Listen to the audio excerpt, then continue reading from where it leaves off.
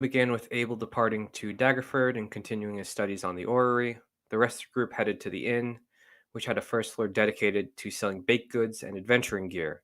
Henri bought some pies, stews, and pastries, while Kino tried to sell some of the enchanted pickaxes to mine Chardolin to the shopkeeper for 500 gold pieces each.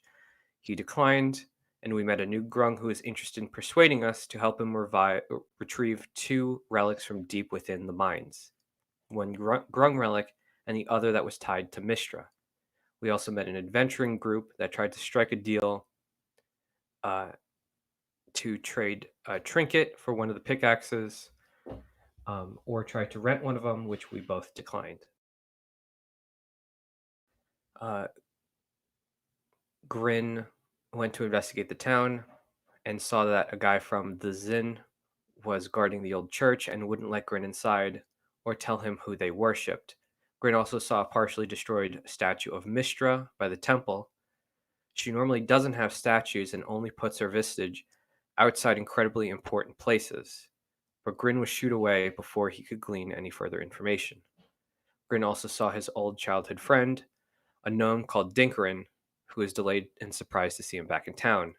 He gave him a bit of background based on a new mayor and how the old one left, and talked about Nathan Hardkip, who is the reason the mines have been rebuilt. Uh, Henri and Kino went back up to the room to have a nice dinner with Orion, and Grin met them back shortly after. Uh, they also found the grung Pepe was spying on them from outside. Uh, Kino left the room and persuaded him to come inside, which he did. He told us that the reason he wanted to get into the mines was to get one of the powerful relics, and he said that the one to Mistra we were welcome to once we find it. The group did not take him up on his offer when he reinstated it, and they all voiced their displeasure on the fact that he had been spying on them. After that, he went back to his room while the rest of the party took a long rest. Kino awoke from her meditation, having spent her long rest uh, dreaming of helping her friends in the mistress's mansion, and gave the Corpse Slayer Warhammer Fentrix had given her to Grin. Uh, the next morning, Grin decided to stay in town, while the rest of the group pushed the horses to make the trek to Cormier. Upon arriving in Cormier, the party saw incredible gold-spired roofs and defensive walls that looked strong enough to defend against siege weaponry. Kino did not remember any of the wealth of the city being displayed anything like this during her time living here. We headed straight to the Temple of Bahamut, found Brother in the process of uh, having his wounds healed and talking to a dragonborn uh, that he had met while a war which was being waged on the city. Tired, battered, and recently healed, Brother leaned up against the wall as the silver dragonborn told him his tour had ended and they had lost Cormier. But at that moment, he saw an eager Henri running to give him a hug and excitedly told him how much he missed him. Not wanting to talk freely within the city, we all quickly doubled back to the wagons and teleported to Hardbuckler while Orion drove the wagons back. As soon as we teleported, Henri saw for a split second a city of clockwork towers, which we had never noticed before because Abel had always been the one teleporting for us. It was unlike anything she had ever seen, but in a flash, it was gone. And so the session ended with the group heading back to the inn and preparing a private sanctum to privately discuss all that had happened since Brother's deployment to Cormier. Cool. And we will. I looked at it. I went through the last thing too. He didn't do anything significant, so we're just going to retcon Pepe, unfortunately, because it's just so much easier. All right. Really quick, Fentrix wants to sit in. Yeah, that's totally fine. Let me see.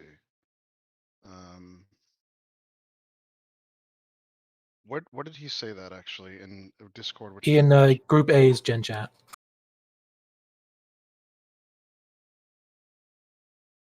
He asked while we were doing the catch up, so I just told him, hold on a second. Yep. All right, cool. You guys don't mind, do you? Nope. Nope. All right. All right, cool. So a couple things. Yeah, we'll wreck on Pepe. And let me get back. Can you guys all see the board too? Everybody good with the Yep. Intel Spire? Yep. All right. I'm loading in right let's now. see.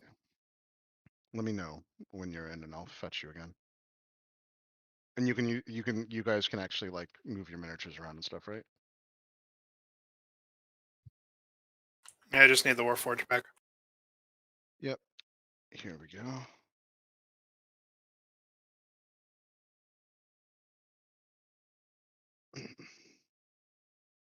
Actually, what are they called again? Let's see. What did they loop?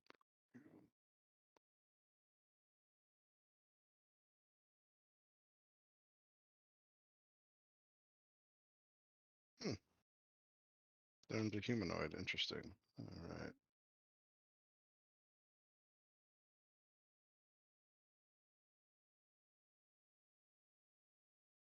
There you go, John. Thank you. All right, cool. So, um,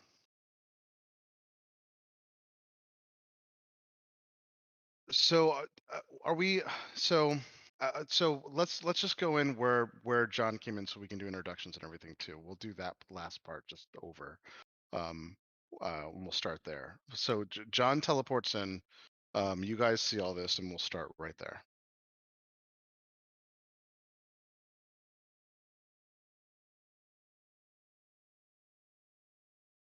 All right, so where do we teleport to? Sorry. So, when that was up to Henri, I believe, right? Henri and Henri, Yeah. you said I it said was going to be right out here. the courtyard of the tavern would probably be the best bet because teleporting to the street would be most likely for us to hit a person being there. That's right.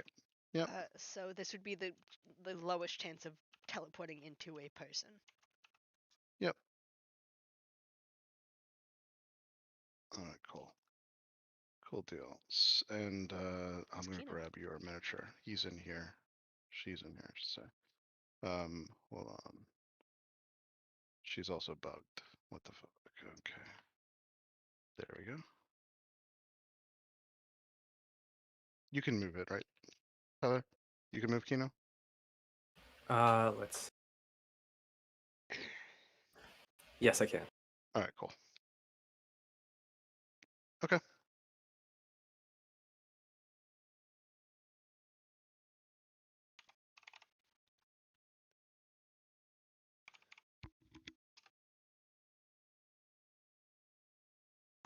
Okay, so and we just finished a long rest.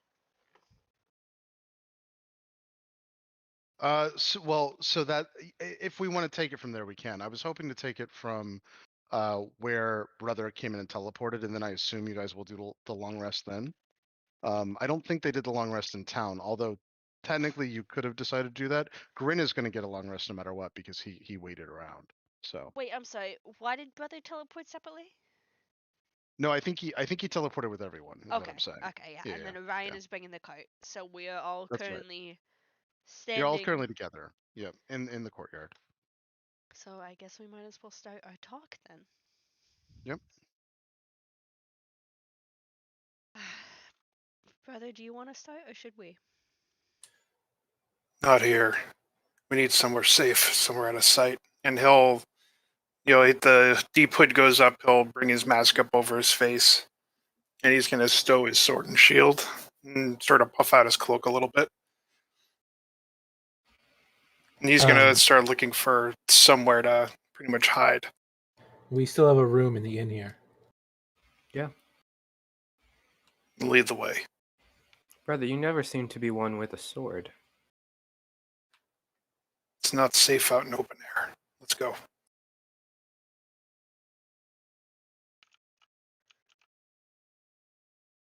Yeah, so as you guys start to walk up to, you notice the familiar smells of the kitchen coming in. It seems like they have just started to make maybe early dinner as the sky comes out. So you notice number one, it's a little bit twilight, and then on top of that, it looks like dinner's being made underneath here. Yeah, I wish I could do this for you. I wish someday Tailspire will have this where I can actually do the cross references for you. But here's the room.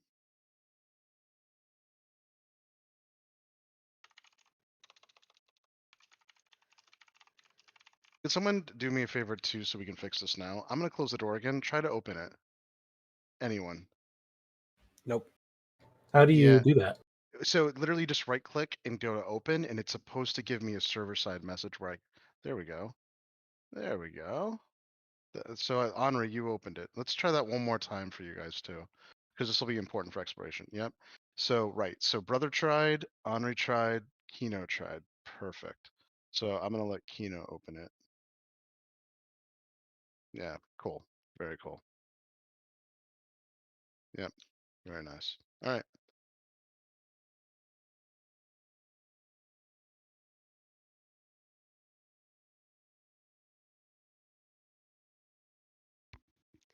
So yeah, we usher brother into our little room here. Should we put up a tiny hut? Like, how in danger are we? Private sanctum. Private sanctum. Green, want to give me a help with these bookshelves? I want to put them in front of the windows. Yeah. I'm going to very gingerly move the bookshelves with the least amount of small breakable things on them in front of the windows so you can't look in. Yeah. Do the And windows have fortunately, curtains?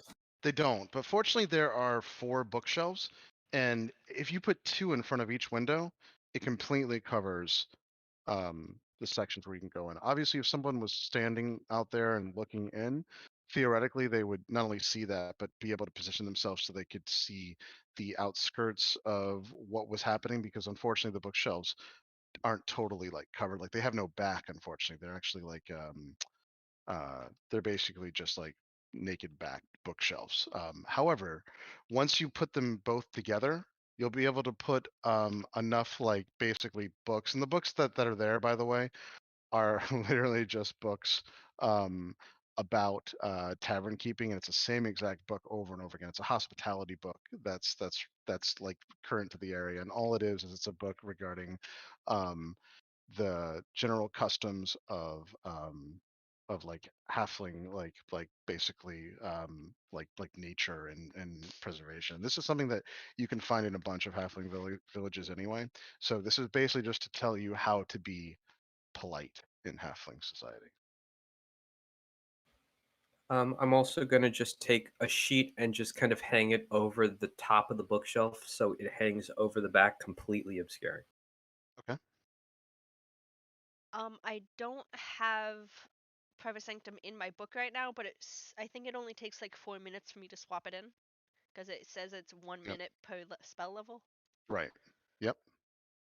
So Take the while 4 minutes, yeah.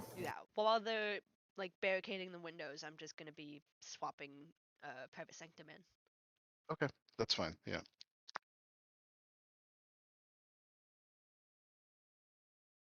You guys don't have to make a check for this. This is definitely something that's easy enough.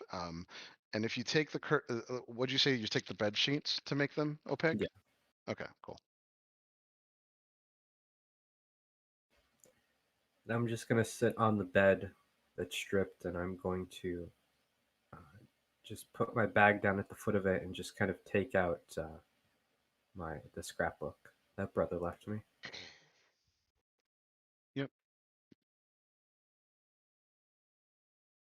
Yeah, so I cast Private Sanctum to the exact size of the room. So it will All right. Cool. perfectly Yeah. fit the size of the room. Yep. Perfect. What are the dimensions of private sanctum? The area is a cube that can be as small as 5 feet to as large as 100 feet on each side. So I Yeah. choose the Perfect. Right. That's the size of the room. Perfect. Yeah. Why is private sanctum better than tiny hut? sound can't pass through specifically, and it's not true Yeah. tiny hut. And we also Gotcha. can't be like divination spells don't work through it. Gotcha. And someone also can teleport in or out of this. Specifically though, it's that sound can't pass through, I think. So nobody Yeah. can listen in. So, how was the trip?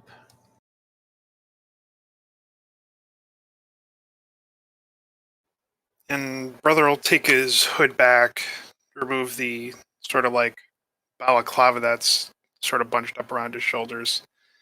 He's a little bit more war torn than you've seen. He's got deep scratches, one long sort of almost, it almost looks like a tear or an indent that goes from the top of his sort of like his right temple all the way down to almost below his cheek, like his cheekbone. And generally he's in rough fucking shape. He's dirty, he's still scratched, he's covered in blood, and he's just gonna sort of start taking his stuff off as he talks and just say, "Not well."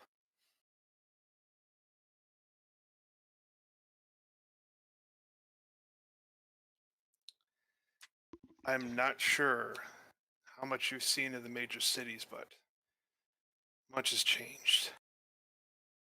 Well, Daggerford's empty. Yeah. And his head's gonna sharply turn around when you say that. What was the name of the other town we were in? The one with the castle? Greystone. That place is done. What Nice happened to one. Daggerford? We're not 100% sure, but there's a crystal dragon there now. An ancient crystal dragon. He's gonna eye Kino very suspiciously. Kino's Yeah, gonna and look at feel free if you want to make. You can either do a nature check or a history check on ancient crystal dragons. Yeah, let's see what would work better.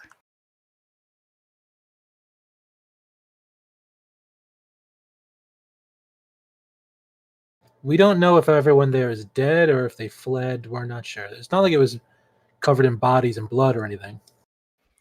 I have word from Co that her brother escaped Daggerford and is now in Nith.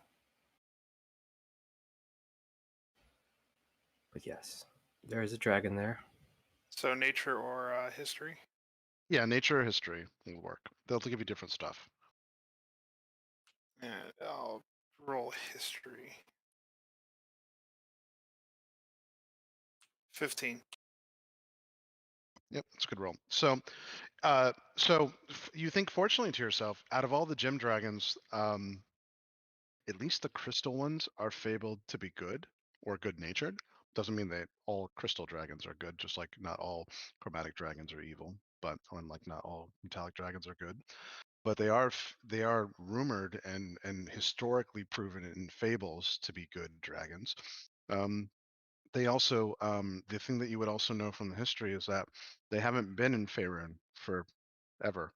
Maybe like there's no recorded actual history of these things. They're all fables, but now you know they're real because they mention them. Lisnan, he's gonna dig into his component pouch and pull out the copper wire. And I'm going to use sending to Gren. Does sending work Yep. in the private sanctum? It doesn't go out. It says it doesn't. It says it blocks any kind of divination, so you can't be scryed. It looks like either, What would sending count as divination though? doesn't it? Isn't sending divination? Let's double check. Is it I divination or don't. evocation? I don't believe it is. I Umber think has it. sending It's is not divination. conjuration. If it's Yeah. conjuration, it works. I believe. Doesn't private sanctum specifically say divination? It's evocation. Let's Yeah, see no. what Yeah, private sending sanctum is says. evocation. Private Sanctum specifically says divination, and sending is an evocation. Yeah, so it works then. Yeah. I would also just let brother know before he sends it. You might want to wait till the end. We got a lot to get through that you might want to include in the message. He'll slowly put the wire down. I'm gonna just look kind of dishearteningly at Grin and Henri. Abel stayed behind a Daggerford.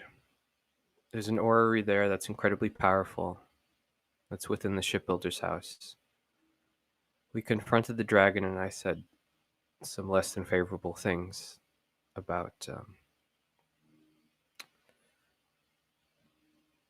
my alliances. You And just see Ani looking super uncomfortable at that. What did you say? Before Kino, you continue, brother. Can you throw up a zone of truth? He'll just sort of wave his finger in a circle in the air, and mist will appear on the floor. Oh, I've missed this. I just want everyone to be completely on the level. Very well. I will not How do you resist. look, like on that statement? Like, what does your character specifically react? Like, how are you looking? Are you okay Tired. with this? I realize it's necessary, and I realize that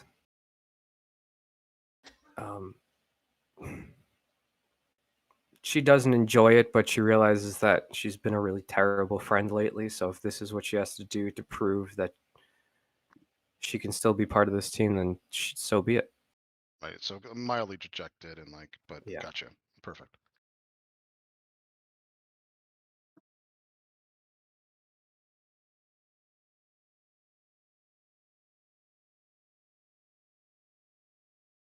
But she just, yeah, slight bit of shame as well. She's just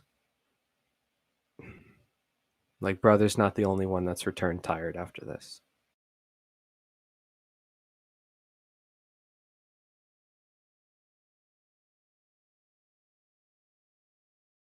Well, what did you say? I am going to explain to brother everything that I said to the dragon and how I don't know if the dragon. I don't know what the dragon's done in the town, but I am going to tell him everything I said that the dragon asked about Henri. I'm not going to hold anything back. I'm going to tell it all to brother. And I felt terrible since then. And I've been a terrible friend. And I know it was wrong. And I feel bad. And I know I should feel bad. But I want to prove to you that I'm better than the answers I told that dragon. Would you feed her to that dragon if it asked? You know, I wouldn't want to. I wouldn't. Would you or would you not? No, I wouldn't. Because the reason I'm able to do as much as I have for my faith is because of you, is just as for you all, because it's as much as it is me. I know I'm pretty powerful, but I think there's a lot that goes into traveling as far as we have. And I know that I wouldn't have been able to do a fraction of what we've accomplished if it was just me by myself. And so I have all you to be thankful for. That's the truth. I shouldn't have lied when Grin and Henri asked what I said. I was not expecting that to turn out the way I did. I just don't want to lose you all.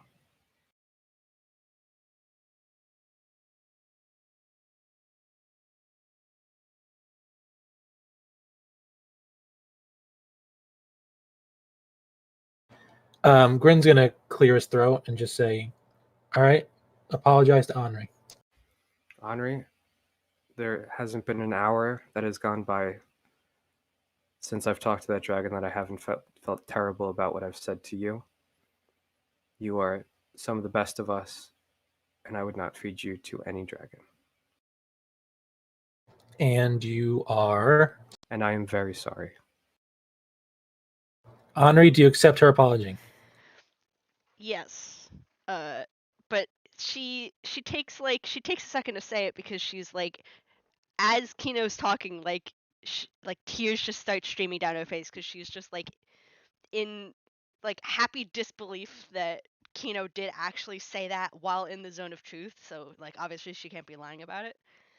And she's just gonna really tearfully be like, yes, I do.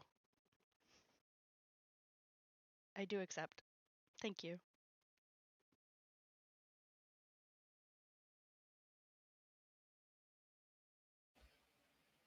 Brother will just look at Kino for a moment. And in Draconic, with a little bit of gravel you haven't heard before, just says the road to ruin is paved with good intentions. Change the way you see things now and realize the corruption that may come. You will fall harder, just as everyone else in your line has. He's gonna turn around and just start stripping down. When you start talking in Draconic to Kino, she's just gonna smile a little bit, like she's missed that voice. Okay, then that's settled. Grin, they're talking in a language we can't hear. This isn't fair. Yeah, I know. But You and I yeah, need to what are you learn a gonna do? language that they don't know.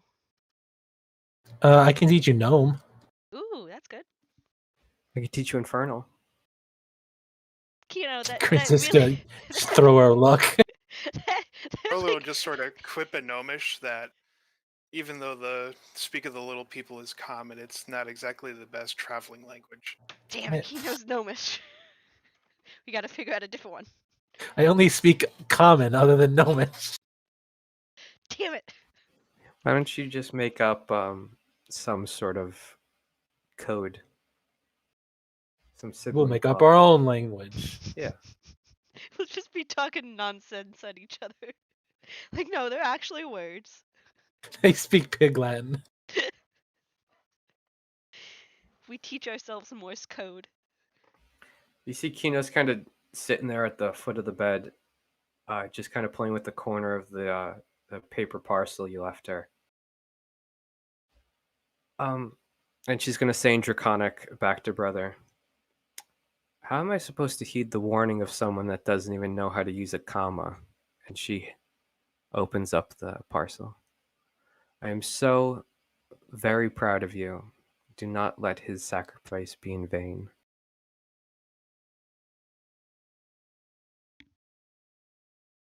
Do you understand the message? Yeah, you're still trying to lord over me even when you're not here. And you don't know the message. I do not care to share. This isn't common again. I'll just shrug and say, until you know the true meaning of what was said, I can't help you. Oh, come on. It's two sentences. You can't tell me? I've been fucking frozen solid since you've last seen me. You have a brain. Use it for once. Can you give me a hint? You're smart. You're book learned. I don't know. Of Abel noble couldn't even blood. get this. You have intelligence. Figure it out. I look down at it. Does anything about it strike as peculiar? You can definitely. I mean, so there's a couple housekeeping things we have to do too, real quickly. On top of all this, first and foremost, Kino, where are the new items that you have? Oh, I gave the the corpse slayer to Grin, and the Right. rest of them are in my backpack. Okay, they're in your backpack. Okay. So the and I guess and I missed it because brother cut out for some reason on Discord. But what are you guys trying to discern right now? What are you trying to discern? What he said? What he meant, the hidden language behind the letter he left me, the little Oh yeah, no, parchment. no. I mean, no. You would have to figure that out. Yeah.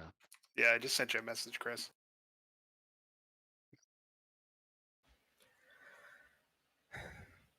Well, anyway, would you like Yep. to see what we've been up Yep. to, brother? Yep. She's gonna hold out the scrapbook. Oh, how is Z? How is she? Is she with you? She isn't. Yeah, brother will just sort of absentmindedly rub the entrance to the compartment in his stomach and say, "She's safe. The world we currently live in is not suited to one as fragile as her." Anu's gonna look a little disappointed and be like, "Well, I was hoping to see her, but as long as she's safe." Yes. And Celestia is beautiful this time of year. Is it really? You got to go. While he says that, everyone currently sitting around, brother, everyone's in range of this. What you see is a prismatic, almost luminous smoke, literally flash out of brother in an instant, almost like light speed. It washes over every single person. Everybody, go ahead and make a Constitution saving throw. Brother, you don't have to. This is Oh not my for you. god. It's something to do with brother's fight and brother's stuff. But everyone make a Constitution saving throw. Everyone gets a +3 to what they roll. Cool. I Yeah, got a 30 then. Yeah, so you're not affected. 20. Yeah, so it I'm sorry, doesn't 29. doesn't affect anyone. It looks like no one got under a 20, right? No. Oh my gosh. Boy, if only we'd rode like that when you guys got frozen. Yeah. Yeah. So it hits out across the entire area just like a puff of smoke, but it's prismatic smoke that goes really fast through you. None of you are affected. Sorry, guys. Hold on.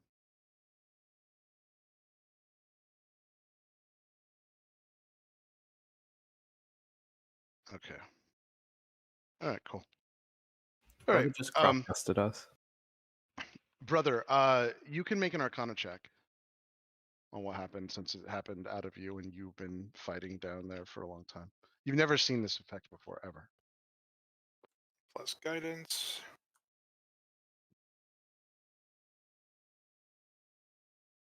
17 total. All right. So you wonder if what just happened was maybe part of the reason why you were released from this. You think to yourself, and your best guess is that the fight that you had down below the city in like all the areas that you were in, plus in the temples or whatever, it slowly seeps into you, whatever eventually takes over you. And you wonder if once you leave out of a certain vicinity, that maybe has nowhere to go and tries to go back to the source or something, and it basically goes through and dissipates. It could theoretically be dangerous. And now you wonder if maybe this is the whole reason why Bahamut asked you to basically end now, um, making this even more grave on the fight and more impossible to win. Because if this is the case, and you can't even send powerful people down there for more than a couple weeks, I mean, it's going to be really, really, really, really grave for the war effort if we have to keep changing people out all the time. So, anyway, that's your Yeah. best guess at what's going on. We'll just sort of clear his throat saying, excuse me.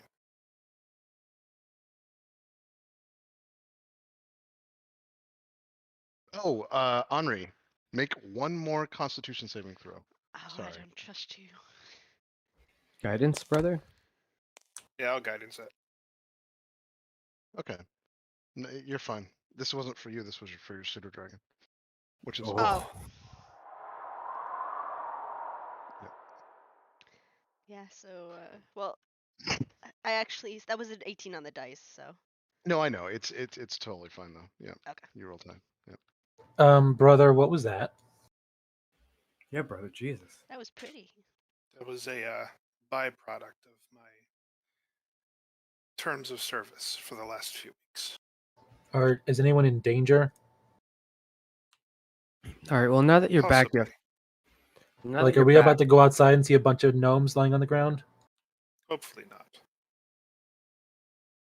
Okay, I don't like those answers. Speaking of which, we're not done yet. No, we're not. And brother, you would know. The one thing that you would know is that whatever effect that was on you, it's not going to kill people. You could tell Grin that you worry that the worst that could happen, especially since Bahamut wouldn't have let you stay in and let you leave if it was dangerous. But potentially the worst that could happen is maybe corruption could spread, maybe. like the influence of the person you were fighting could now be out in this direction potentially, although it may be nothing. That might not be the case, but that's your best guess. Yeah, that's what he would tell them. Yep. Grin doesn't know how to react to that. So, brother, why don't you start at the beginning? Because last time I saw you, you left in a pillar of platinum. To put it lightly, Piraven's actions have caused sustainable damage to this world. The Chaos Gods have started to gain a foothold. Luxie's the most. I would clap a hand over his fucking mouth if he started to say Luxis. I would shove my whole fist into brother's mouth. Yeah, that's fine. Yep. So you start to say the first words, obviously. Yeah, I mean the first syllables, and don't finish. But yeah. let's thought say the god that must not be named. you've been at war for how many days, and you're just gonna throw his name out there. Fear is useless. Yeah, but names aren't. At this point, I'm already under a gaze, that's why I stand here. Perfect. Let's not make it worse. Anyway, we've been at war ever since Piraven made the choice he did. When we learned of it, an eye was shown on that section. We were seen. For me, it was more dangerous, and in that moment, I was moved. Not for my safety, but for yours. As a being of my particular make, it made me a target.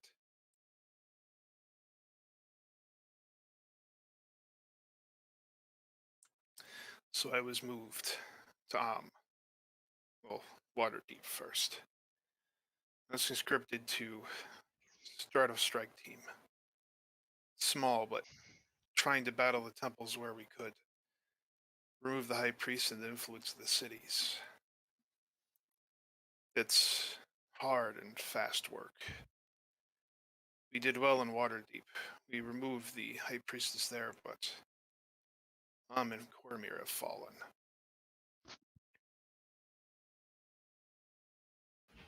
Cormier? They were ready for us. There was What do an you mean? ambush. No, what do you mean they've fallen? The way the temples work, they're small. Almost impossibly small. They act as brothels for the wealthy, the influential. The nobles is who they attack first.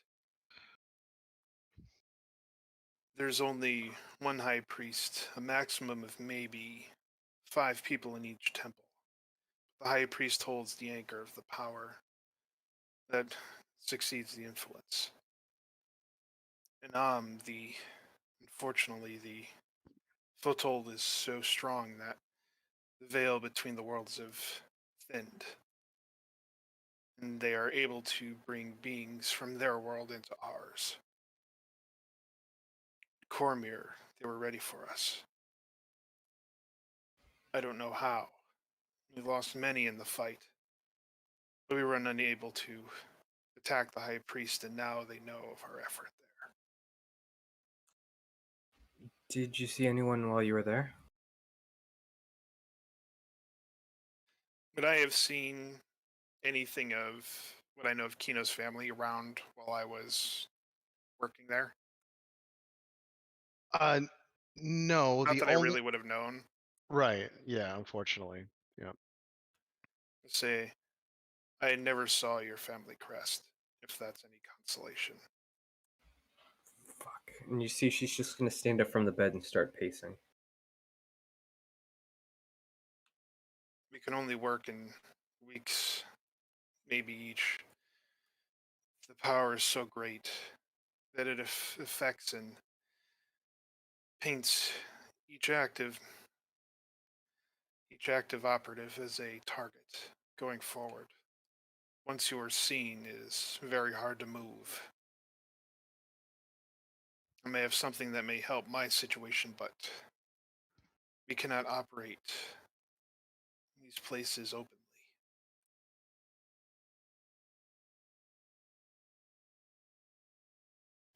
So you were in Waterdeep to Cormier, Yes. and you were only able to save Waterdeep? Fortunately, that city will be saved, but they've been active in Am for far too long. Fuck. Whatever he agreed to gave them too far of a foothold. Speaks of demons and beasts running through the streets. It is not a fast game that they play. But if something is not done to protect the cities, the clock may only grow faster. He was the one that helped build the temples. He was the one that established all the footholds in all the cities before anyone knew anything about anyone. Exactly. By temporarily removing me, it saved you from bearing any influence. For the others, I cannot speak of. So Waterdeep is saved? You were able to take out the High Priest? Yes. The removal process is long and arduous and hopefully going well, but it is not easy to remove that corruption once it is seated. Where are they going after Cormier? The nobility is usually taken first.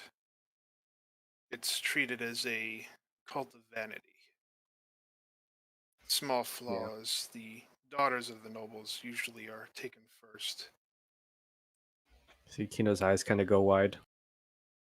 Thousands of gold pieces are spent on modifications to fix one's vain flaws. That's why they go after the nobles. They follow the money, the power, and the influence. And that is how they take cities.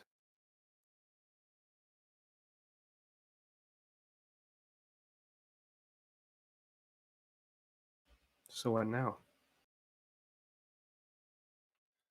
Now we move in the shadows Forever? until we can start protecting. This war is not open. The nobility cannot be trusted under any circumstance. Due to my tour, I can sense their corruption. Yeah, you say that, but you're not from nobility. What about my father? If you're worried, contact him. But do not be surprised of his answer.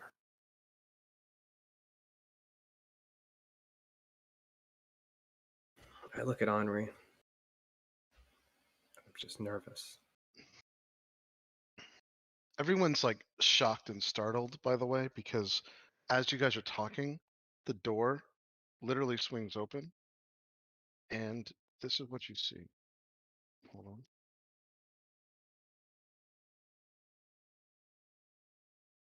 Just to be clear, I'm pretty sure we can't see outside of it either. You can't. You totally can't. You just see a murky. Literally right now, you just see the way Private Sanctum works is that as your circle comes up, Kino would have noticed that it doesn't. You didn't ever need to move the bookcases or whatever because there's now a murky, dark area of like basically fog and smoke. It almost looks like Mhm. around the entire thing.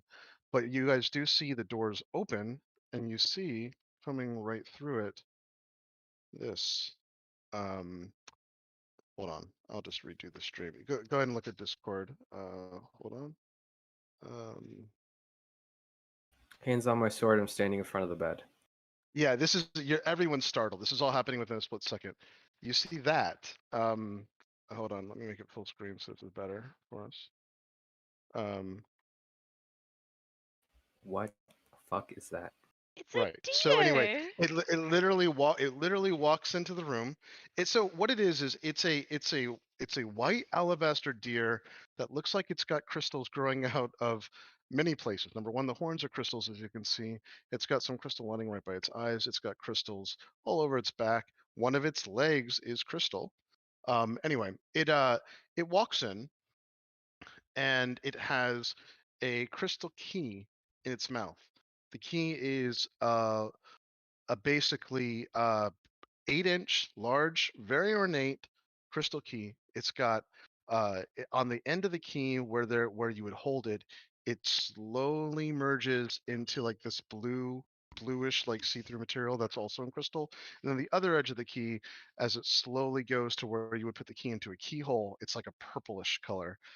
And it walks in and hands the key to brother. Walks right through your private sanctum, obviously. And it says, "Oh, that was scary. I couldn't see where I was going, but now that you have it, here's your invitation, sir." Brother, Thank what the you. fuck is going on? Give my regards to the Lord. And it literally walks out past the private sanctum, disappears in the murky blackness. The door is still open, but Brother will reach out and close the door. okay. Yep. What the fuck was that? A messenger. Stop being cryptic. I'm not being cryptic. It was a messenger from Bahamut. What do you want? A name? Yeah, you didn't even give us that with Z. What's the key to? Why were you being invited? As I said, I've been seen. So, There is more to explain. I'm awaiting. At this point, brother's going to put his sword back down, and he's pretty much stripped down to the wood.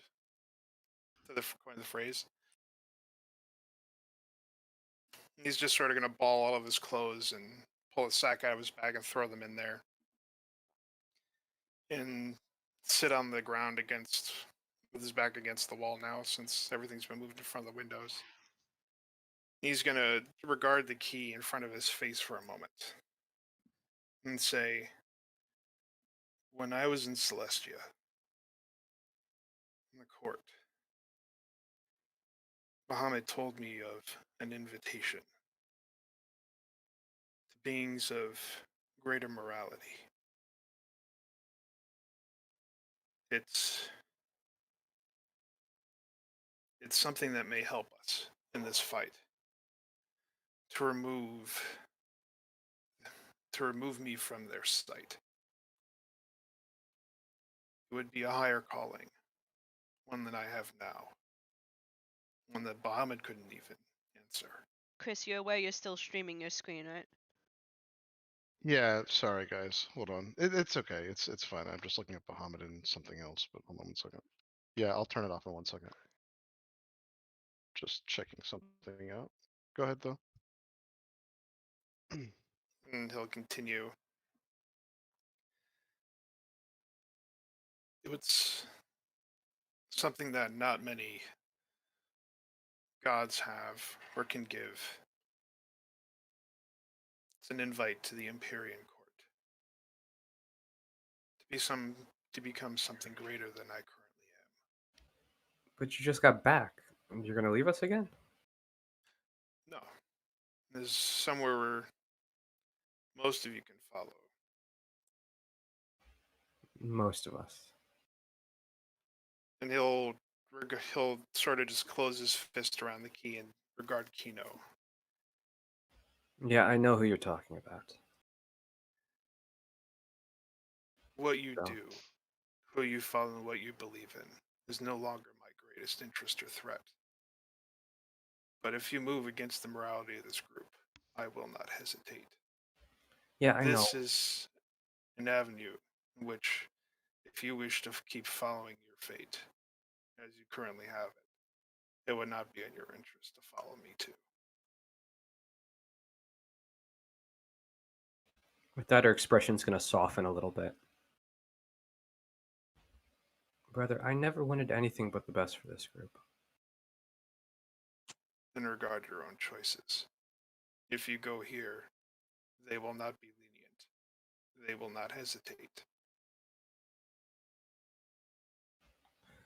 She kind of breathed a sigh of relief. Ooh, and here I thought war was gonna change you. Change is only the beginning. I see no change here. The problem is that this will give us an edge. Something that we haven't had, something that this world has not experienced yet. Nothing will change me, This world? personality-wise, but I will be relieved to some of the limitations of this form. And he'll just sort of regard his hand for a minute. So where'd you all go with that key? To the Empyrean Court. Yes, I know, but where does the key fit? When it needs to be used, it will open the door.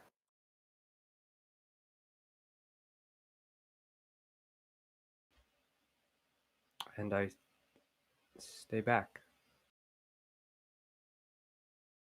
On the subject of what's best for the party, Grin's going to speak up again. Kino's gonna sit on the bed.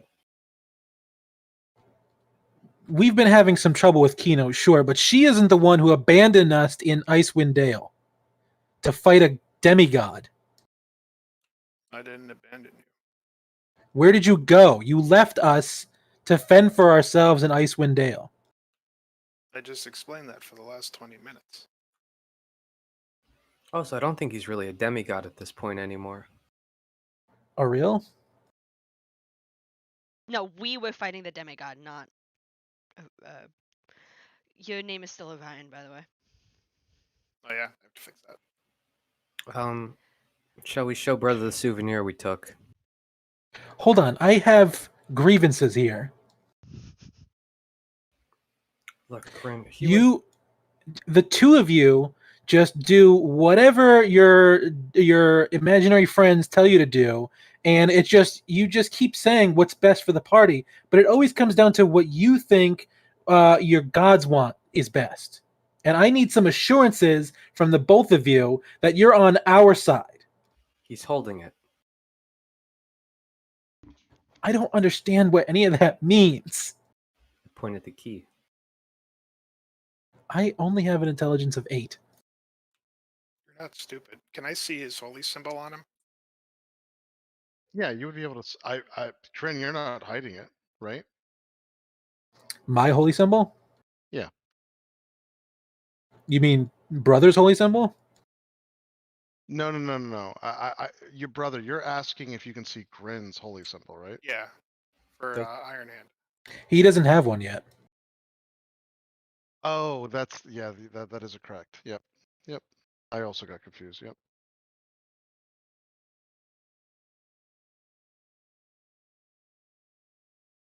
And he'll just sort of look over to Grin and ask him, Did you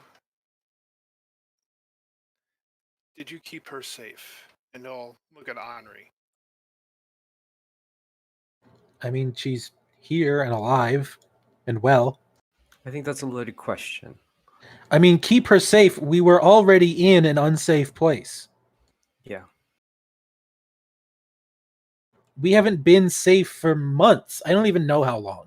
We weren't safe in the tomb. We were safe for like a day in Neverwinter, but turns out we weren't safe because Neverember wanted to kill us. And then since then, we haven't been safe for a goddamn second. I think safety to us is subjective at best. So, I remember the message that I received. What happened with her? Speaking of, I reached out to Bahamut and got jack shit back. he's got his hands full, it sounds like. What were you willing to sacrifice? Sacrifice? I don't know what you mean. All I needed was We really need to teach you about divinity if this is going to keep continuing, because this is almost embarrassing at this point. Grin's gonna just rub his temples. Look, Grin. He'll look over to Henri and say, What happened?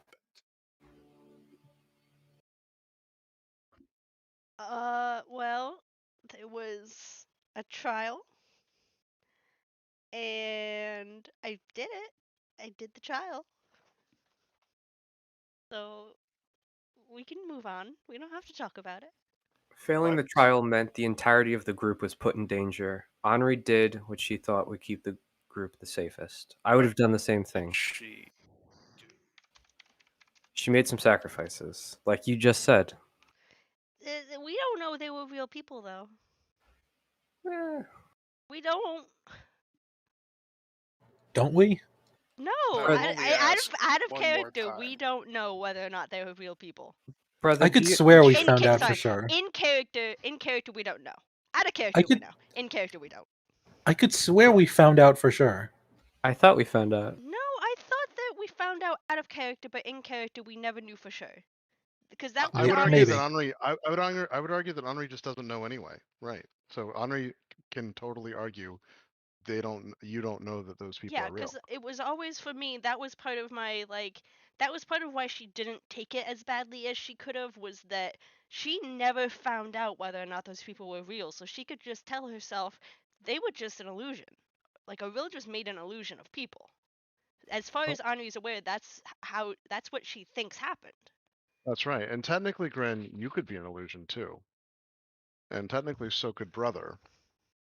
So, I mean, that kind of logic can work with anything, which is brilliant. So I love it. It could be a dream. You could all be fake. I'm That's not right. really here right now. That's I'm right. just- So when she I'm slits your sitting by throat, myself in a we Discord don't call. really know if you're real. Exactly. So when she slits your throat at night because she has to, we don't actually know if you're real. So it's all good. No, I'm joking Okay, about let's that. take a step But back. the reality is that yeah, absolutely, Henri would not know for sure if they Listen, were real or not. listen, I'm already a nihilist. In character, though, Henri never found out whether or not they were actual people. Out of That is character, we correct. found out, but not in character. That is correct. Then back in character, Grin's just gonna tell Brother like, I already told you what was going on. I contacted you for help. Henri sacrificed some village elders because the entirety of the tribe was starving up north. We all went behind it. Grin was the only one that was opposed to it. Elda at the time was also behind Henri's actions. She did what she had to do to keep the group safe. And Brother just sort of look around sharply for a minute. Where is she? she went back to Waterdeep with a small party that met us in the by the Blackened cabin. I don't know. It was kind of hazy. I woke up to them. Concerning. It was a paladin of something. Kalimvar. Well, yeah, but Kino never knew that. A half orc and a wizard who left you a book. And then I just want to say real quick that it's a paladin, a half orc, and a wizard. One of these is not like the others. and they all kind of went back to Waterdeep to report on some sketchy findings in the north. Elda went with them. She's safe. Unfortunately, She's safe. She was safe when she left. safe when she left. We don't know if she's still safe. She can be happily optimistic.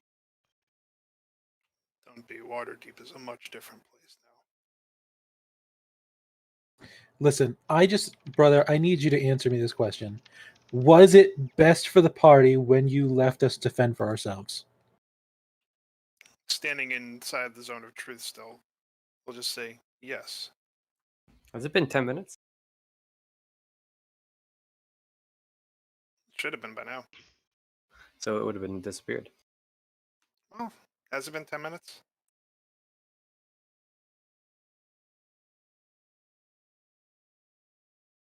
Chris? Oh, sorry guys. I thought I was talking and I was muted. Yes, it's been longer than 10 minutes in real time. Chris does it Alright. too. Yeah. So he would have recasted it and said yes.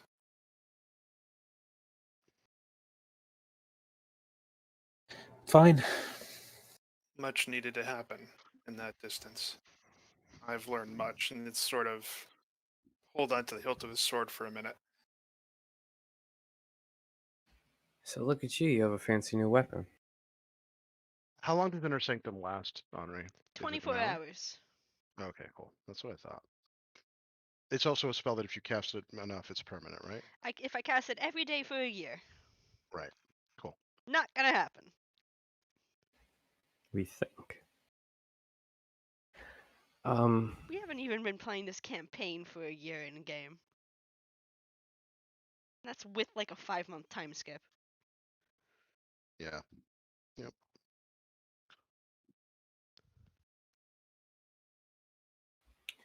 We also, when we got to this town, we met a steel dragon.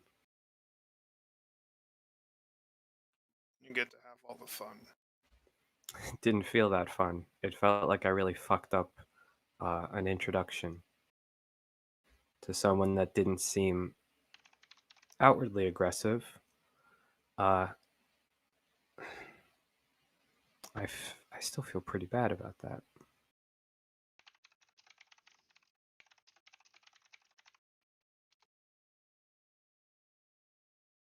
Right now, fucked up is relative. Yeah, you're telling me.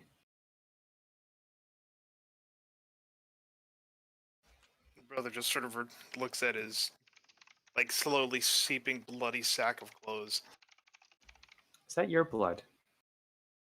No. Henri, do you have prestidigitation? I feel like that's very damning. I do. I will prestidigitation his clothes clean. And make it taste like chocolate. No, why would I do that? Make his clothes taste like chocolate. Then You I'm just change gonna the want to color, eat that them. would help. Hang on, can I? You instantly light out. Clean or soil. I do not think. I make a color or a symbol appear on an object for an hour, but I can't change the color of clothes. Well, it's not. We'll make a note to try to find a clothier in town.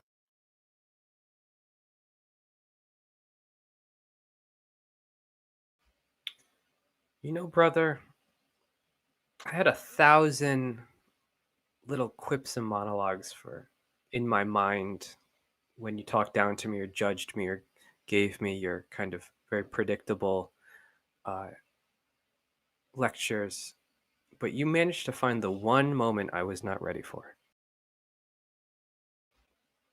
The one where I had to say goodbye. Because it wasn't goodbye. We didn't know that. Could have been. You were headed off to war. That's never a guarantee. It was better you didn't know where I went. I've known you my entire life. What do you mean it's better if I didn't know where you went? This is a war. What if you died? Locations, names. What if that Something was... would have happened to me that would have led to you that would have made it worse. They would have found us anyway. No, it wouldn't have. What if... War isn't clear. It isn't fought on battlefields or plains. It's fought in the shadows and small rooms, catacombs. I've seen more than my fair share of death this last 3 weeks. So after the court, after you get all a short reprieve from me, and we meet back up with whatever that invitation entails, what's the plan? In Waterdeep, there's talk of an item I believe Neverember hinted to it that could protect cities. Removes the domes. Or adds them. It may be worthwhile to seek it. You see Kino's face, a grin creeps up it. Quick question. Oh? Is the thing that brother has that's bloody, is that his Yeti cloak? Right, and keep in mind that the blood is red blood, and anyone that's ever seen Brother bleed would know. By the way, I didn't want to wreck on what you said, Kino, but you would know in the future that anything with red blood would never be Brother's blood. Okay. Yeah, Brother's blood is a greenish blue, and it's fluid that's inside pipes that are inside these like. You might have seen this because Abel has been working on him enough that he's been opened up, but he's got these really thin um, they're literally like circulatory system pipes, but they're this really thin, almost glass like. It's actually labeled as flexible glass, but it's a glass like thing where when he bleeds, it's because someone has cut through that or whatever, and it's hard to repair, but um, still gives repairable through healing magic. And it essentially that's how he bleeds, but it's like a bluish kind of like green liquid. coolant. Right. Whenever Abel works on you, he has to put a small pan under you. Okay, is it is it the Yeti cloak? No, the clothes brother are wearing are almost. It's very much an flavor. Mm. Very super baggy pants. The cloak that you would have seen he was wearing would have been thrown over one shoulder with multiple wraps around, with a very deep set hood and a part that comes up from the bottom to cover the lower half of his face. It's sort of it's detailed. Nothing really points to what a cleric of Bahama would look, except for the dark blue colorings. But the boots definitely look a little bit different. It's something you haven't seen before. Well, do you think you could wear my cloak for now, just to cover what you're wearing? I would offer you mine, but you're not my size. I I mean, have a if we're backup. talking about size, like he's Yeah, definitely he not has gonna be his my old green size. cloak that he keeps for such occasions. That's probably what he'll be wearing going forward, just at least on the outside to mask everything else that he has going on. Okay. Do you still have the, kind of mimes a panel opening up from your chest? He'll nod. Is it occupied? I mean, we already Apparently. talked about I know. I didn't know if he was keeping stuff in there. chips. All right. Why? I look at Grin. I look at Henri. Look, I think I've proven my trustworthiness for at least a moment. Can I just have a moment alone with you, brother?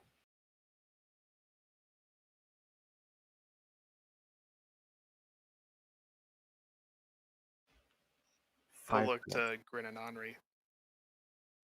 It'll be just It's a up to moment. you. We're a family.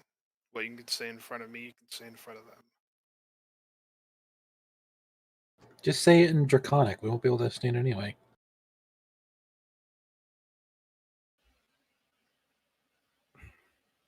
Kina's very apprehensive. She looks to brother. I know I've made, and this is all in Draconic. I know I've made some mistakes. I know you're all probably still angry with me, and most of you have a good reason to be. But I have something that I don't want to see any harm come to.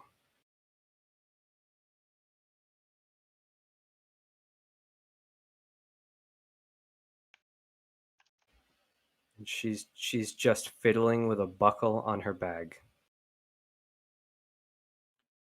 Well, what is it?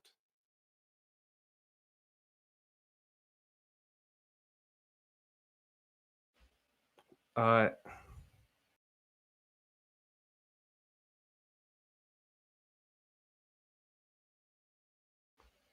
she's very quietly going to place the bag on her lap, and she's going to look very carefully at where Grin is. And I'm just going to hold an action if I see Grin get up and move towards me on the bed. Okay.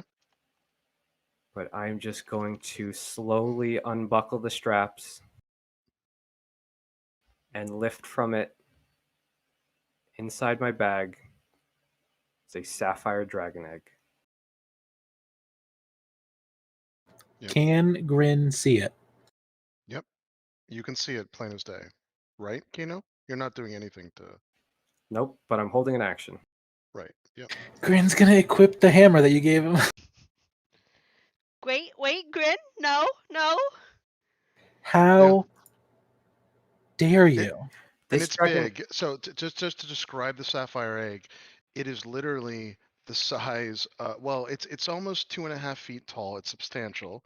It's a shimmering, huge, scaled sapphire egg that when he holds it up and shows the room, even the little bits of light, and this is the true for all gem dragon eggs, even the little bit of light in the room shimmers on it and kind of like almost prismatically explodes out into the room as well. It's an amazing looking item. Almost looks fake because it's made out of gem scales as well. It's beautiful. Brother's gonna slowly put a hand on it. Can you feel anything inside? So when brother puts his hand on the egg, and I'm assuming you're allowing that. Yeah, she's not taking the egg from her lap, but if brother wants to walk over to it, she can. Okay, so the egg is uncharacteristically. You expect the egg to be cold on your touch, and you expect it to feel lifeless, but the egg is warm and it slightly hums. This dragon hasn't hurt anyone, or stolen anything, or taken over any towns. I just want to see Grin's approaching. wisdom saving throw. Yep. DC saving throw, 15. Yeah, and that one. Okay. Yeah. Are you making him grovel? What are you I doing? am making him afraid of me. I'm using my channel divinity. I'm going to look up Yep. and grin like my eyes you've never seen before. I'm not making any aggressive actions towards you, but you look at me and my eyes, it looks like the skin around my eyes is crackling away because they're so bright. It looks like my eyes are glowing so furiously that you're approaching me and this fucking dragon egg, that you're going to hurt it in the presence of not only a paladin of Tiamat, but a cleric of Bahamut. I'm going to stare at you with two purple fucking suns in my eye sockets. Yeah, so you're not going to be able to advance on him. That lasts for a minute, correct? It lasts for a minute. Yeah, 1 minute. So for a minute, you can't make any advance. You're also scared, by the way. You are literally scared of him or her, and you cannot advance. So you're going to have to stay right here for now. For a Take it, minute. brother. I helped you keep Z safe. All I want you to do in return is just help me take care of this one.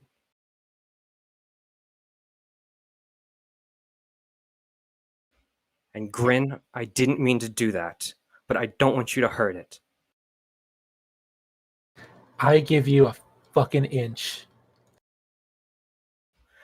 I swore I'd protect this egg. This egg did nothing to you.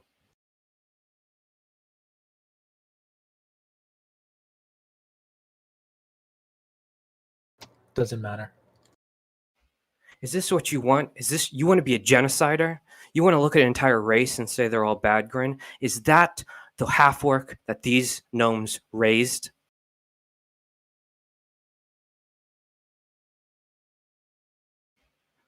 And Kino is just for the smallest moment of apprehension before pulling her hands away from it. She just rests her hand on it and looks at it and exhales. I hope you know how difficult it is for me to do this, brother. Grin is just wrestling with fear and rage. Yep. I want to do everything I can for this group, but I don't want to see senseless violence. Let me ask you this, Grin. Is your mind made up? Like, if the plan was for you to literally run and attack that egg, then I imagine what you might actually be doing then is like you you literally stare at Kino, you work yourself up, you get scared, you back up, you go back to the wall, you work yourself up again, go to charge, can't do it again. It's like a cycle of like you're trying because you're brave if that's the way it is at least. Then I He's imagine that's what you're doing. Yeah. he's more or less frozen in the act of approaching her with the warhammer, like ready to swing down like a sledgehammer onto something, but literally just like frozen in place, trying to like fighting between trying to move forward and run away. So Yeah. Okay. those two That's fair. emotions in him have been locked, like frozen. That's fair. Yep. Yep.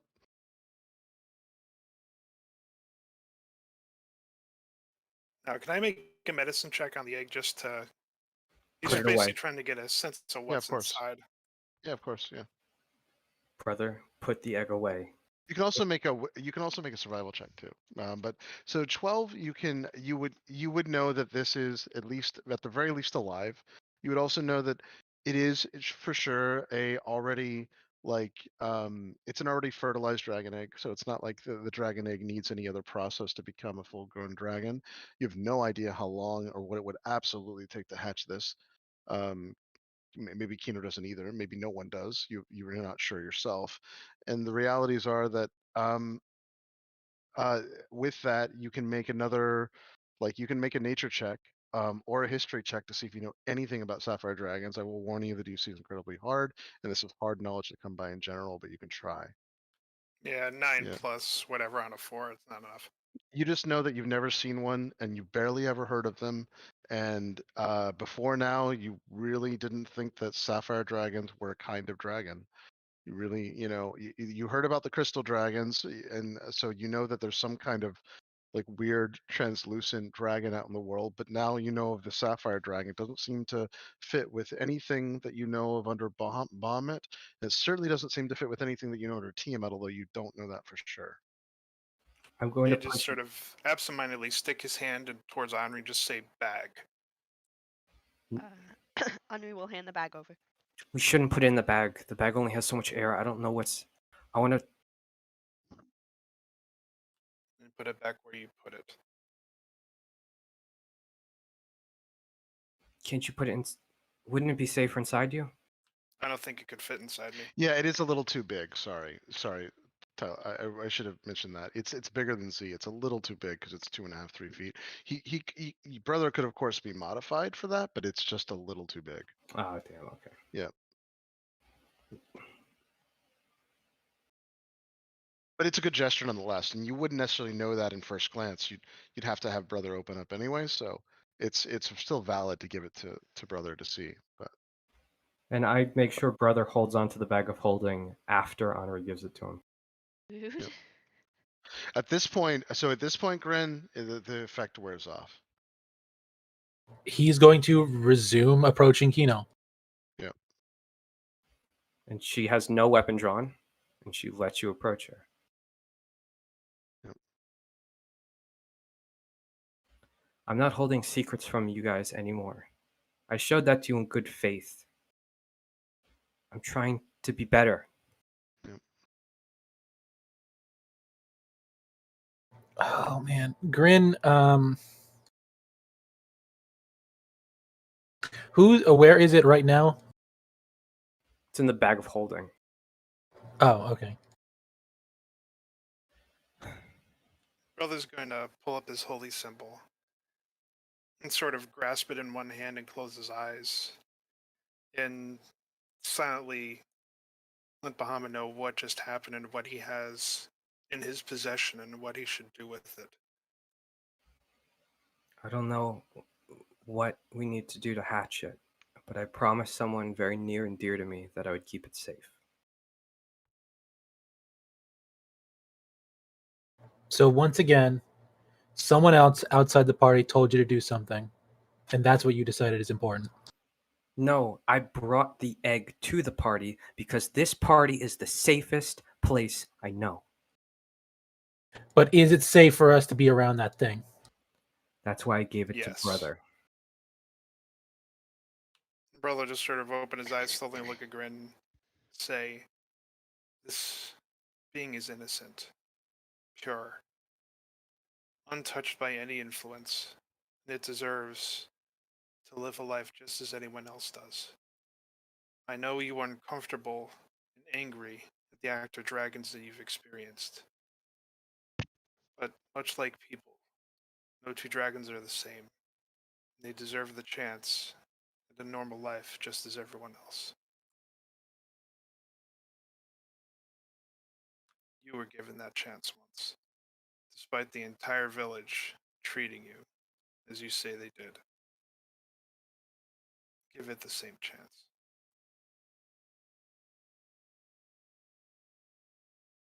He's just gonna furiously put the hammer away. Progress, friend. Progress.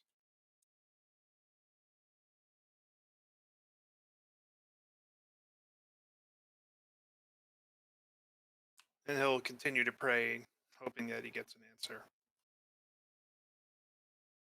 Yep. While Brother's trying, does anyone want to do anything? I am gonna sit back down on the bed and pull out the scrapbook from my backpack. I'm gonna take one of the the pamphlets, like the hospitality things. Yep. I'm gonna put it in my bag. Okay. And I'm gonna start reading another. I'm gonna start. I know I won't get very far with another one of the history books, but Yep. that's just mostly what I do in my free time now. So Okay. Perfect. Yep. Okay. Let's see. All right.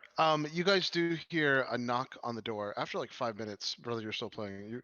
You hear a knock on the door.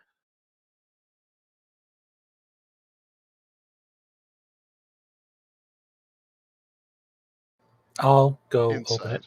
Yep. hello. All right. So you open it and there's no one. Now, granted, keep in mind when you go to the door and you open it, the inner sanctum is still up, so you see just like basically just basically like a wall of shadowy smoke right here, and you see nothing, but you do open it and you say hello. Can I go in and out of the intersection? Yeah. You totally can. Yeah, there's no barrier at all. You can walk right through Anyone it. can, Yep. even on Earth. Yep. I'll step outside of it to see who's there. All right, perfect. So you step outside and you see a very small glowing person. They have so that they glow a great like blue. They're the size of a halfling, but they are not a halfling. It's very, very clear. They're very, very spindly. Um, they also their hair looks like it's almost like it's in water. It's so like it's so light and so like it looks like it's almost defying gravity. Um, and it says, "Oh, hello. Hi. Hi, I'm from the Sealy Court. And what's your name?" Brother, do you My name's Grin. He walks into the room. He said, "Can I come in?" As he's walking in. what business He do you looks have? at you before he goes all the way in. He literally walks in, but his body arches back so his neck is outside the inner sanctum. He said, and he's waiting for Grin to let him know if he can come in or not. Wait. Give me 1 second. And Grin's gonna rush back into the room before him. Okay. No, he just stays there. He's just staring at Like, this we body gotta. that's Yeah. currently coming Yeah, through. that's exactly right. You guys see this very it's the size of a child. It's 3 feet tall, and it's super thin, glowing blue, very, very thin. The clothing that he's wearing is all white, but it shimmers like mother of pearl. It looks like it looks like the standard stitching of like a commoner's clothes where you see buttons. Nothing is fancy, but the whole thing shimmers like mother of pearl. Never seen a material like this. And he is literally waiting outside. His neck and head are waiting outside until you say yes or no. Guys, there's some glowy child here to What see the us. And fuck? he says, "I'm not trying to be rude or anything. I don't want to like peep on your stuff, but this is hard." Yeah, let What's him your in. Let him business? in. Oh my god. Yeah, if as he hears that, he says, "Oh, okay, thank you," and he walks in. Let me get a miniature for him just in case. He says, it looks nothing like that. He comes in and he says, "Hi, I'm from the Sealy Court, and I have an invitation for everyone, given to you personally by Mr. Witch, and he would like to know if you would like to come to either the Witchlight Carnival or if you would like to come have a personal audience with the Sealy themselves." Like a brother? Brother just sort of regard the being up and down. Yep. He says it's coming to his knowledge that you would have certain items that we would like to barter and trade with, and given that you have these items, we would like to send you on a great adventure into the Feywild itself. However, If you'd like to go to the carnival first, I will give you a ticket. They are highly coveted and prized. From the carnival, you'll also be able to get to the Sealy Court all the way to the Feywild. It is the only way currently within all of Faerun to get to the Feywild. And you have been a special personal invite given items on your person. What's the time limit on this invitation? He says, honestly, I don't know. Time doesn't work exactly the same way as you would expect it to work out here within the Feywild. So I would do it as soon as possible, personally. But of course, the invitation is yours to decide. Well, like if we accepted the invitation, would we immediately be whisked away, or is it a No. You would have to go to the location that I have been tasked to point out to you. Or if you'd like to go to the carnival, I do have an item that would allow you to go immediately. do we get the item and then we can use it when we're ready? Unfortunately, I have to use it with you, but that said, I can at least give you instructions on where the Witchlight Carnival is currently. Or we can go right into the Feywild, in which case I can open up that door for you. Otherwise, I will have to leave you and you'll have to fend for yourself in the Witchlight Carnival if you do decide to go that route. He said, that said, my employer, Mr. Witch, will be watching, and hopefully you will decide to do the right thing and come see us in the Sealy Court. This is a great honor to come through and see us. Not only that, it's a lot of fun. There are amazing things within the Feywild. What items is he interested that we have that we're given this invitation? So he hears that and he says, I actually don't know. Can you tell us about your employer? Mr. Witch? What's Yes. his full name? His full name is Mr. Witch. Mr. Witch works with Mr. Light to run the Witchlight Carnival. Do I? Do I believe him? Yeah. You can do an insight check on him, sure.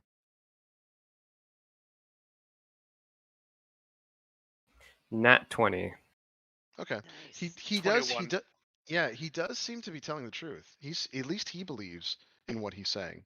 You can certainly do a history on the Witchlight Carnival, considering that it has actually visited Faerun every 8 years. So this is certainly knowledge that anyone could theoretically have. 17.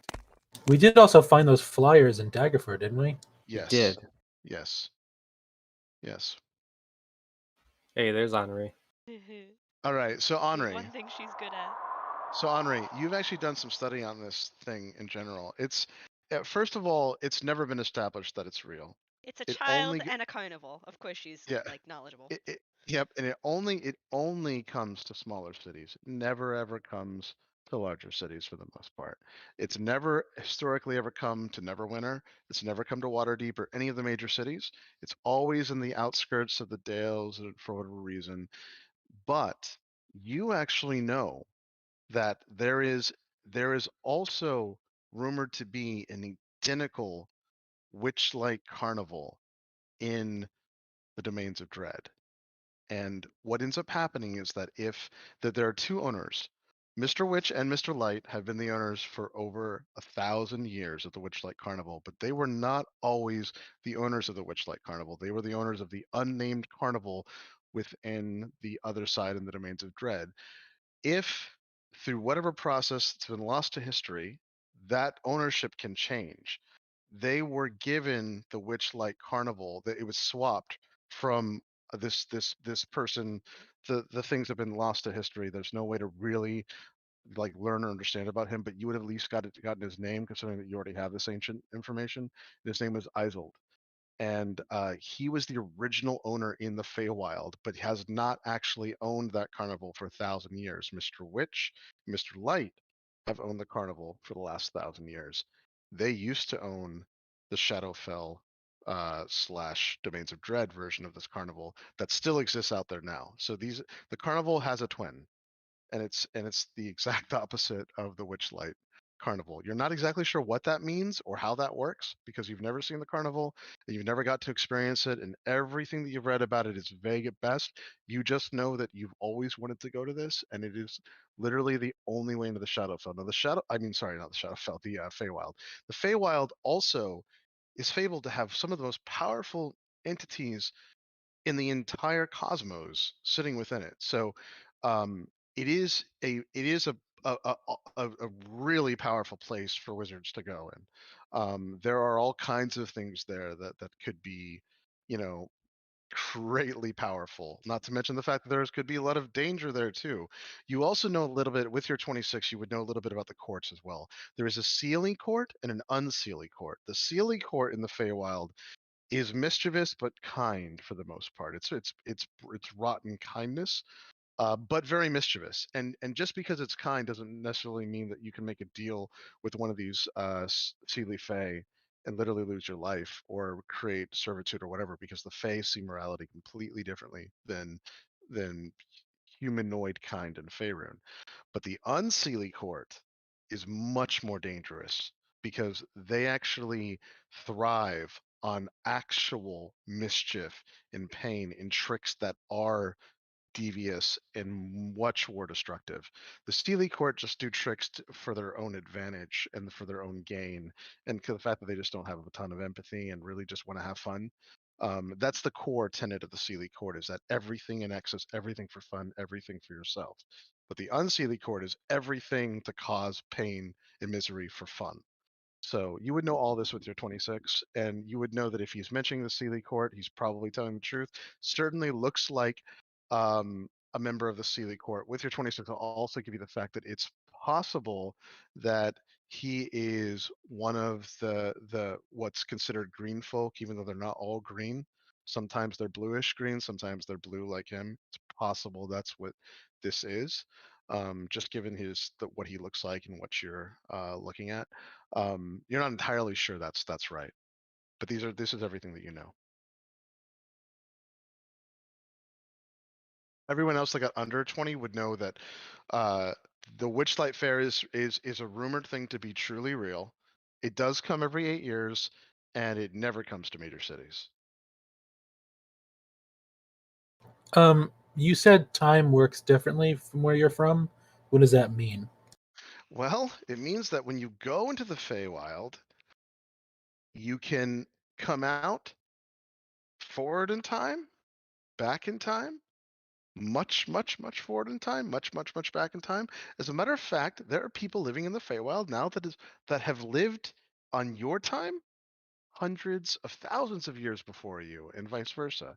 Time is completely differently in the Feywild. If you wanted to ever manipulate time, my best advice to you is go into the Feywild, see if you can master the cruel invention that is our Mistress Time, and come back when you'd like.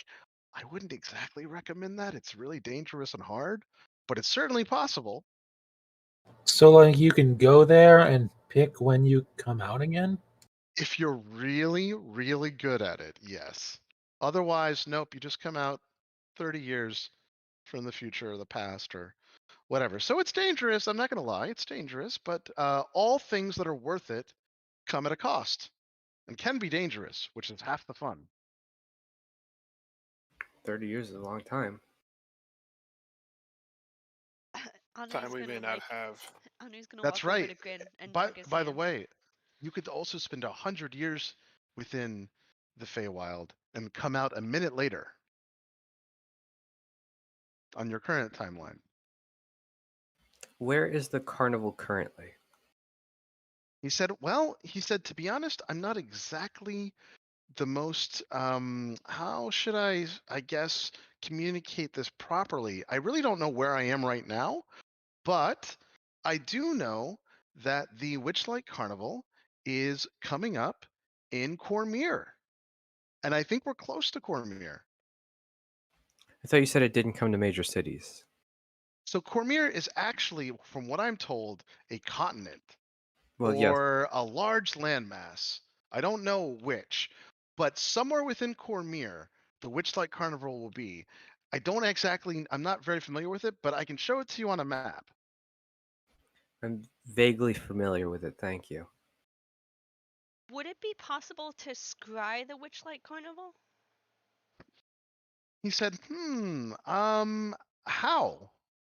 Like, Well, how with would you like to, how would you try? He says. if I had the spell, if I tried with the spell, do you think it would work? So that we could find its location? I mean, I think it would work if you had a piece of it, or that's what I mean by how. How would you do it? It seems like he's familiar with Scry. I mean, it's more difficult without a piece of it, but I was more asking if the carnival had protections against it. He said, "Well, I think you'd need a piece of it, but I can go ahead and just like tell you kind of where it is, and you could try." The answer is I don't know, but I think you'd need a piece of it. Would the ticket count as a piece of it? It might. Might's close enough. Yep. So Henri. he did I'm say not saying do it right now. I'm saying if we decide this might be a good idea and we want to try and find it, then I wanted to know what our options were. Henri. We'll What? take the tickets to hold on to, but we're not going to go right now. He said, "Well, no, I understand. Like I said, time flows differently there anyway. So it's just going to depend on when Mr. Witch, is how long he's willing to wait and how long it really is. I don't even know if Mr. Witch is currently running the carnival or not, or if he's back in the Feywild, to be honest. This is a big job for me, and I'm hoping for a promotion if it goes well. So I hope you guys take it. But otherwise, just, you can have the ticket."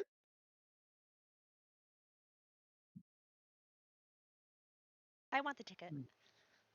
Yeah. Henri takes the ticket. Okay. Yeah, so the ticket is it is a golden, like, flashy piece of paper that does say welcome to the Witchlight Carnival. It smells of amazingly sweet, and like just very like aromatic carnival food, as you can imagine, like cotton candy, popcorn, other things you're not familiar with, lots of candy smells. And it does have a very, very, very small but certainly like substantial prismatic shine to the entire ticket, and you can tell that this would be hard to rip and hard to destroy. And it's a cool piece of paper, on it. And the other thing that it always does is the minute that it hits your hands, you actually feel happier. You feel excited. You feel this would be something like if you ever got into like a really dark place, or if you were depressed, or if you were even bored. Just even having this thing is good because it makes you feel better. I love this piece of paper. Yeah, it's a neat ticket. I'm just going to cast Divine Sense as soon as I see the tickets come out. Yeah, of course. Yeah, no. So he is. It doesn't tell it. Fae is not one of them, right? It's just a fiend. No Fae. It's fiends, celestials, or undead. Right. Yeah, he does not ping in any of those. Okay, nothing consecrated or desecrated. Correct. Nothing is consecrated or desecrated. Well, anyway, thank you for extending the offer. We will definitely think about it. He says, "Well, okay, all right. I guess my job is done." Yes, you did a wonderful job. Hopefully, we will see each other again. Yep. So he waves for everyone, and Henri, as he passes you, because you're the one who took the ticket, he whispers, but it's not quiet enough. Everyone can hear this if they want to. And he says, "I hope you get to go. It is amazing." And he walks What's your name, by the around. way? Oh, so he goes to like open the door, but comes back. He says, "Oh, my name?" Yes. He said, "My name is Quiggles. See you later." Oh my god. His name is Quiggles. He had mild PTSD. Oh yeah, from Squeagle. Yeah, but no, his name is Quiggle. That's Okay. funny. Yeah, that's right. There is no connection to that, by the way. But that's really funny. Yep. I didn't even think of that, but yep. Kino's eyes kind of flash for a second, like, oh no. And then she's like, oh, okay. Yeah. Different Okay. short weirdo. Yeah, exactly. Yeah. Let's try and not get this one killed. That's super funny because I named Squiggle, but this one's named someone else, but that's super funny. They are very Somebody's stealing your intellectual property, Chris. similar. Yeah. Let me hold that Anyway. piece of paper, Henri. Okay. Yeah, so when you do it, the same thing. So you can almost smell it as Henri gets closer to you, and you're like, wow, that's crazy. And then when you touch it, it's the same thing. You do feel excited and happy. You feel almost childlike again. It makes you get excited for the potential to go and see. Because if just the ticket is like this, how amazing must the fair be? So yeah. All right, thank you.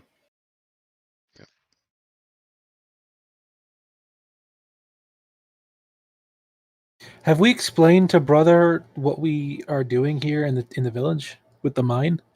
No. Grin's gonna, after this guy leaves, he's gonna explain to brother like, hey, by the way, I am gonna close the door though. whatever it is that we need to do outside of my village. By the way, we're in my village. I don't know if I told you that.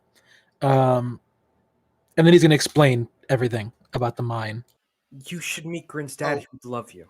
And one of the things that is actually printed right on the ticket, on the back in very small letters, it says outskirts of Minro.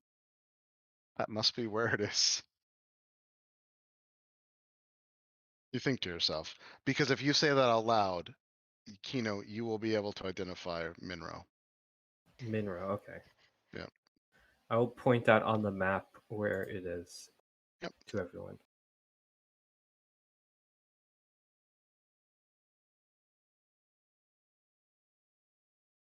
So yeah, statue of Mistra, spooky thing in the mines. We gotta take care of it before we leave. I don't get to meet your parents? How rude. I mean, it's on the way. We can do that.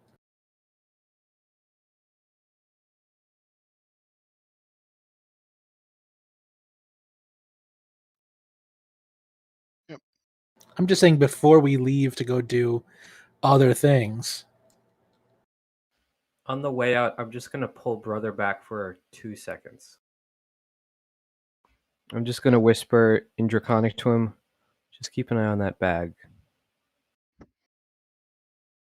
Yeah, now that they're not plug soaked, he's gonna put all his clothes back on and securely fasten the bag of holding to his side. Now, is the bag of holding small enough that it would fit inside my cavity?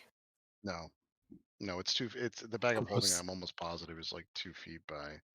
Yeah, Um, actually, I'm yeah. gonna look that up real quick. Yeah, I'm looking it up too. The dimensions of the bag of holding are.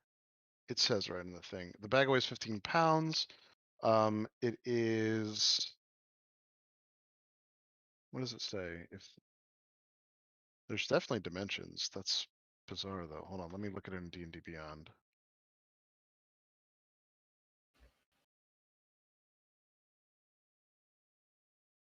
Yep. So bag of holding. Yeah. Look, the bag weighs 15 pounds. It has. It's roughly 2 feet in diameter at the mouth and 4 feet deep. So yeah, definitely bigger than the cavity.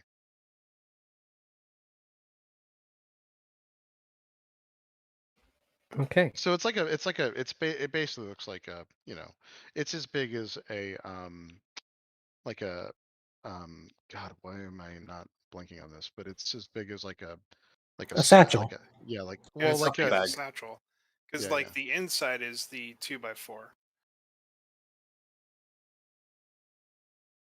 Is it the inside? Roughly 2 feet in diameter of the mouth and 4 feet deep. This bag has an interior space considerably larger than the It's outside 60, dimensions, yeah. roughly 2 feet in diameter. Oh, maybe you're right. I thought I thought it had a volume of 64. No, no, no. It's a volume of I know. 64 feet, but like when it's fully, like the space that I think in and of itself, that's why you can't put exceedingly tall items in it. Well, the item that you're looking at, I believe, is the handy. Isn't that the handy haversack? I'm Because looking at the bag of holding. No, yeah, the bag of holding. That's Yeah. only satchel sized. Yeah, you're right. Is the handy haversack's the It's one weird size though of a because it backpack. says that's I do see the art that you're talking about. What's weird though is it specifically says this bag is an interior space considerably larger than its outside dimensions. And then its outside dimensions, a comma, right? Roughly 2 feet on diameter at the mouth and 4 feet deep. But the bag can hold 500 pounds, not exceeding a volume of 64 cubic feet. Well, 2 by 4, 64 cubic feet is 4 by 4 by 4. right? And it says that has a 2 feet in diameter at the mouth and 4 feet deep. That's just So that's the confusing. opening is only 2 feet wide, but anything taller than 4 feet will stick out because it's only 4 feet deep. Right, Because but it's a the 4 by no, 4 by totally, 4 space. you're totally right about that. But here's the weird thing: that art is not even close to 4 by 4. No, right, So because the inside is bigger.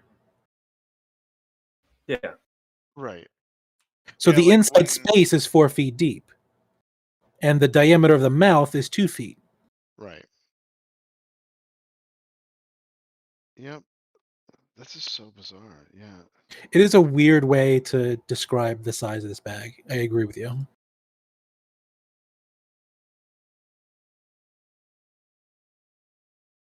And if size of a satchel, like the art indicates. you I could always thought fit it was in. literally the size of like a duffel bag, always. But maybe this is correct.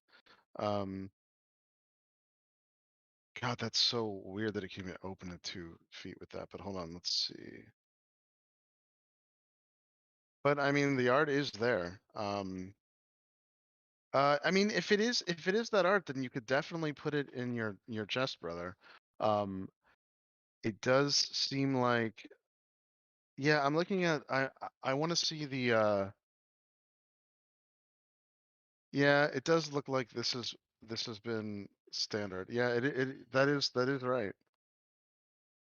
That is the proper dimensions. God, the handy haversack is literally bigger than the bag of holding. That is so unintuitive to me. But Isn't the handy haversack also, doesn't it hold, like, it's just, it's a less powerful enchantment. That's why the ratio of its actual size to the size within it. well, it's got other pockets and stuff, but it is so bizarre that the handy haversack is larger. And The haversack, Yeah. the main pouch of the haversack is bigger than the bag of holding. right, It's right. 8 cubic Yeah. feet. It's Oh, basically maybe it Oh, says like a backpack. that's why. Yeah, Maybe I'm gotcha. getting That's why. switched then. Yeah, yeah, that is why. Yep.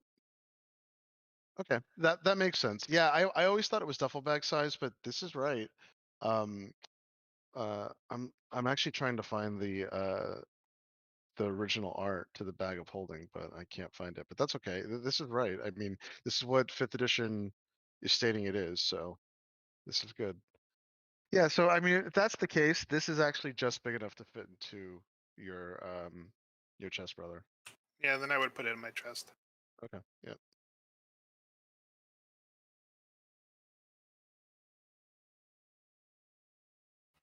Brother, you didn't hear anything, did you? I saying draconic. I'll answer back about what. Never mind.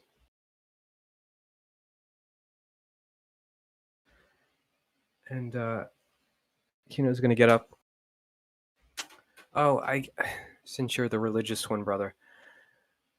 I think it would be good to disclose, and I'm assuming the private sanctum's still up and everything, and we're still in the room. Yeah, I did actually, Chris, put in to close the door too. You know what's also super fucking weird with that art? We're not the first people that have gone through this. There's been no ruling on this. It has been said though in the not only the Reddit post but also the official whatever that status is. It is actually 2 feet wide and 4 feet deep as an actual bag.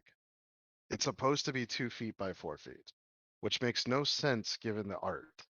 But they're saying that the art is a like how could that ever be 4 feet deep? The art makes no sense at all. Like I'll It show you can't the be post. because it's Yeah, I it's know. wider than it is deep in the I picture. know. This is blowing my mind. And it's yeah. God, this is so strange. The post says See, this is what they say. Well, this is because 5e commissioned the art, and that's what happens when you commission art. Bags of holdings are usually portrayed more as burlap sacks than messenger bags, with a circular opening and roughly cylindrical profile. However, in the description, it clearly says that this is a 2 feet by 4 feet bag, and that depth is standard. Considering the previous versions of the art. On average, the person occupies approximately 3.3 cubic feet since the bag can hold 64 cubic feet of volume, which is not the limiting factor here, obviously. That said, when it comes to it, yes, this is exactly what happens when you commission art. Sucks. So God, I don't know. Those The damn answer is I don't artists. fucking know. How could that ever be 4 feet by 2 feet? What the fuck, 5e? And by the way, I am still looking for the thing, but it does look like it's like a duffel. It's supposed to be a duffel bag, like a.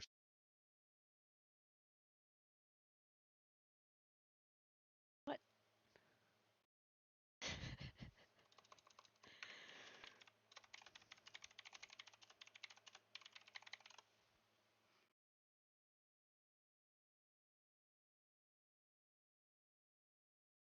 Yeah. There she goes. I have no clue what just happened. Sorry. Oh no, you know what was weird yesterday? I actually got moved out of secret, and I still don't know how. So I don't know. Maybe Discord's fucking up or something, but it's weird. Or some But people do. yeah, I guess. I mean, I guess that's what happened. Um, but yeah. So I dude, this is it is supposed to be 2 feet by 4 feet. What the fuck? Um. Uh. Anyway, if I could find a second edition piece of art, we'll just use that as canon. But surprisingly, I have not found the official 2e piece of art. And whenever you look at it, it's always the 5e piece of art. Um, wow. And someone made a real one that is the proper dimensions, and it's fucking massive, of course. It's on Etsy right now. And it's 2 feet by 4 feet. It's massive. It's like huge. But Um, hold on, let's see. Yeah, this is strange, guys. There is actually a magic card as well. And even on the magic card, it's showing a pretty substantially large bag. Um it's showing like a basically it's showing like a large briefcase version of the bag. Um so so yeah. I think it might if it really is 2 feet by 4 feet, then brother, you're out of luck with that. But I'm gonna do some more digging and see. Oh, and brother, we have a pretty substantial religious relic with us. Do we? Yep, Do we? we do. It's the reason we had to leave Icewind Dale. Oh Right. You did. Maybe Right. we let the Abel has cleric. not dealt with that yet. That's exactly right. So Abel doesn't have it still, does he? He left it in no, the bag no, of no. He holding. would have left it with you guys. And he remember he Abel actually was his Abel's thought was because he had the favor, he would go back and give it back, but he never did it. So and now he was busy with his stuff. So yeah. Uh, so maybe we let the cleric know. We have the Cadaisel. Which also, by the way, means guys, out of game, you have the only code ISO of white. So anyone that needs that or anyone that could use that, you Yep. currently have it. Yep. Yep. Yeah. So Well, luckily, no one here is currently in Icewind Dale. right.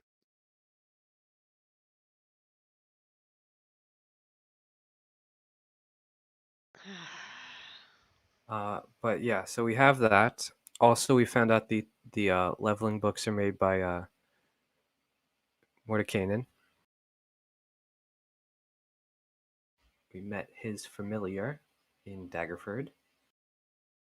Yep. It's been quite an eventful few weeks.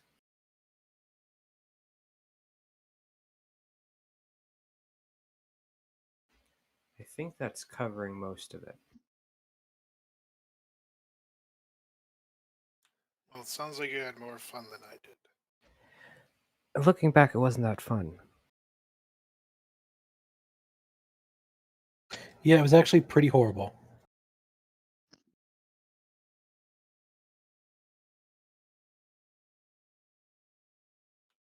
Well, I'm glad to see we all seem to share sentiment over the last few weeks. But now we're back together again.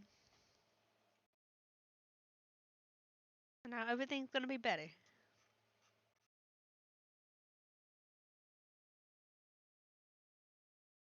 No response. Exactly what I expected. Thank you, everyone. Someone, someone helped. By the way, someone did help us out on Reddit. Someone. So this is the dimensions still hold up with the art. Someone made an awesome 3D representation to allow people to see what it actually looks like. It is 2 feet by 4 feet. It's just made like this, and this is. Let me give it to you in Discord. So it is too big, brother, and you'll see why in a second. But this is the 5th edition art for the bag of holding, and this is how it would look like in real life. This is actually pretty cool. Hold on. So it does extend out when you open the bag. It goes 2 feet, and then it's 4 feet deep. So here, um, let's go to general game chat. Yeah, this is the Reddit post. Art I made of the bag of holding in 3D. Super helpful. So you can see it's on a chair. It's pretty big. It is pretty big. And so the 2 feet is when it's extended out, and then it is 4 feet deep. The thing that's curious about the 4 feet deep is it looks like it's like 2 foot by 2 foot cubic squares, but that's probably what they meant when it came to the 4 feet there, because this seems the most reasonable to me. So it's big. It's definitely biggish. I mean, on a normal back chair, I mean that looks like a It's like larger a size purse. it's like a suitcase. It's literally as big as a suitcase. So like it's the same size as essentially, yeah, like a standardized suitcase. So yeah. Which is why it can't fit into your chest cavity, because once you literally like and theoretically once you put anything inside of it, obviously it's like it has some of the like girth in it, but it's obviously doesn't have all of it or whatever. So I looked. There's nothing with the bag open or anything, so we can really see it. But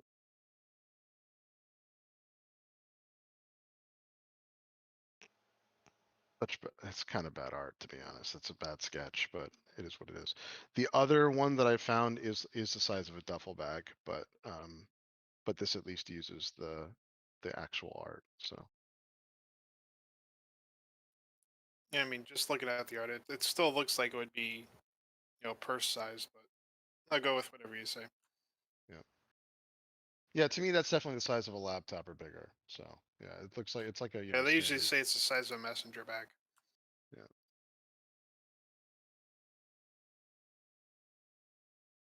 A messenger bag is pretty big. Yeah. Yeah. Yep. Yeah, I mean, it certainly looks like you could fit like your laptop and a bunch of other things inside of it. I would say this is big. So All right, then we can't fit it inside the cavity. yeah, no, but you can sling it around. Like obviously, it's easy to carry. Yeah. Yeah.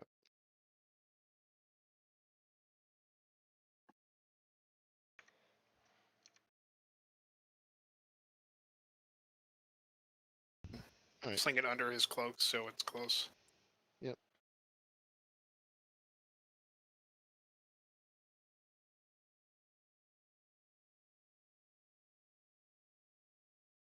Oh, you said it's like nighttime at this point? It's getting there. It's getting there. Oh, Yeah, it's like 6, 7 o'clock. So brother, yeah, like I said, mine's we have to go down there, etc. In the morning.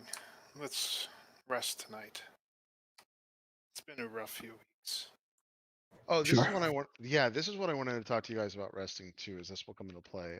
It doesn't really start to matter until level 10, but let's start with it now. When you rest on the road, it's reasonable to because you're in like very like you're essentially in extreme situations on the road. So whenever you're doing tiny hut or something, you can always rest within the tiny hut, just like it says. That said, if you do that long enough, you're not going to be able to get a full night's rest eventually. So whenever you have, and this is why this is important, whenever you have access to beds, you would always try your best to take those beds, and the reason why is because it's the only time that you can fully like stretch out and go through it. Now granted, there's only 4 of you right now, so it's not that bad even with tiny hut. When it gets to be 6 or 7 of you, it's real bad with tiny hut. So just keep that in mind if you try to all sleep together.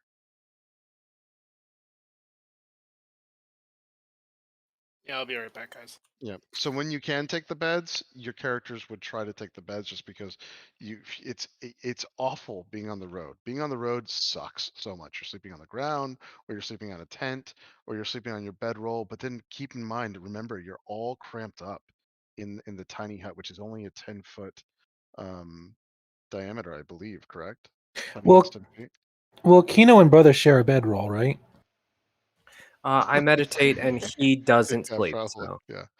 Yeah, well, that's the other thing I wanted to mention. That's the advantages of things like meditate too for an elf. Kino's got it better than you guys at this. That's the other thing to keep in mind. Like orcs, humans, like this is hard for you. With Kino, he actually doesn't. It's not actually that bad. When Kino is going through and uh doing his version of sleep, he actually can get away with this much better than you guys can. So keep that in mind too. Well, plus Andre only counts for like half the space. Yeah. Yeah, and right now it's not so bad. I mean, with Brother there, it's a little bit. Brother is another. And by the way, with Orion there, it was also bad. God, Orion took up fucking so much space. But with Brother there, it's still awkward because he's still relatively big. He's metallic, he's heavy. But and it'll get worse with more people. So just keep that in mind. People would probably be taking the beds because it's so important to like once you're somewhere where you can sleep to finally fucking sleep in a bed. But anyway. hey Henry, before we go to sleep, speaking of Orion, can you just make sure that he hasn't been run off the road? Okay. I will sending Orion. Ask Yeah. him, where he is, how's the travel going, making sure he's okay.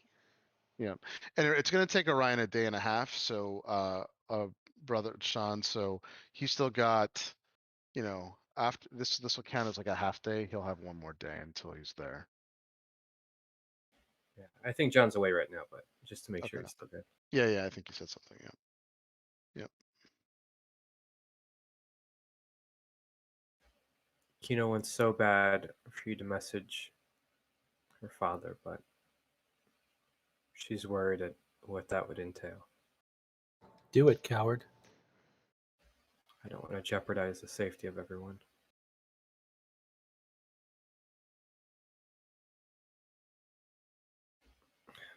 If what brother's saying is true, it might be too late. Henri, speaking of, have you messaged your parents lately? She's gonna look like kind of nervous, and she's gonna look away, and she's gonna say, "No, I didn't think it would be a good idea." Why not? Shouldn't you at least check on them? Because I'm the one who got them in trouble in the first place. So the less they are around me, the safer they'll be. Yeah, but this isn't being around them. This is sending them a message across, like, You know what I space. mean. The less they interact with me, the better for them.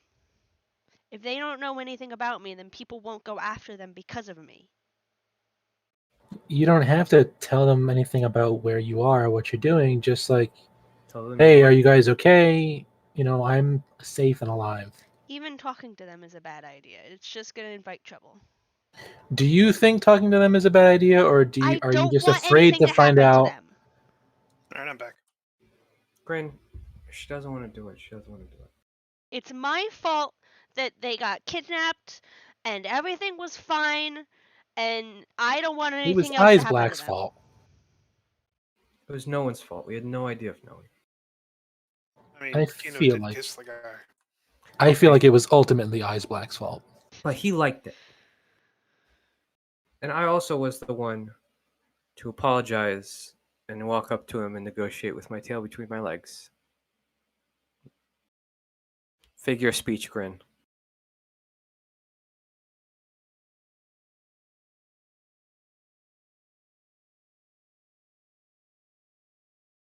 Do you think that I should message them? If you I are going to do. message them, tell them that they don't have to reply. I think they would enjoy hearing your voice, but if you think it's going to endanger them, then by no means should you. I guarantee you, though, it would make their day nice. She's gonna look between you two, and she's just gonna sigh and sit down on the ground and send a sending to her parents. You know how badly I would want to send What do you in want my to say, parents. Henry? Yep. You don't have to respond, but I just want to know if you guys are okay. I want to know how everything's going. I miss you guys a lot. Tell me, love it. I love Yeah. you. So, yep. And who did you send it to in particular? My mom. Okay. Yeah, your mom's gonna respond pretty immediately, and she'll say, "Everything's okay. Uh, if you want to meet up, so we know that you're really okay, by all means, we can do that. But everything's going good. Are you okay?"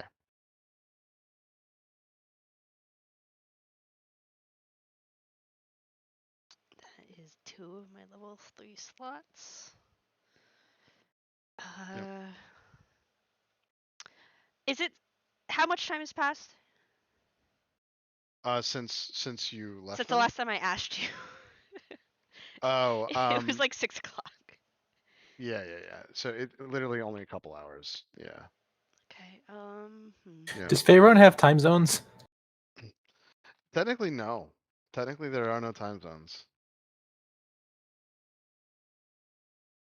Which is weird because the sun would theoretically be different all across the world, especially in like the north, but no.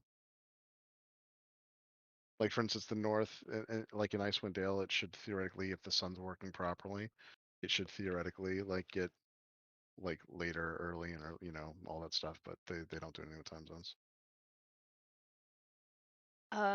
Yeah, I'm gonna use my last level 3 slot and sending back and say, I don't think meeting up is a good idea right now. I just wanted to know that you were okay. I'll see you again I'll see you again at some point, but just remember I Okay. love you. Yep. And she responds and she says, "We love you too, Henri." Oh, and stay safe. I said I'll say stay safe at the end too. Also a good thing to remember. Yep.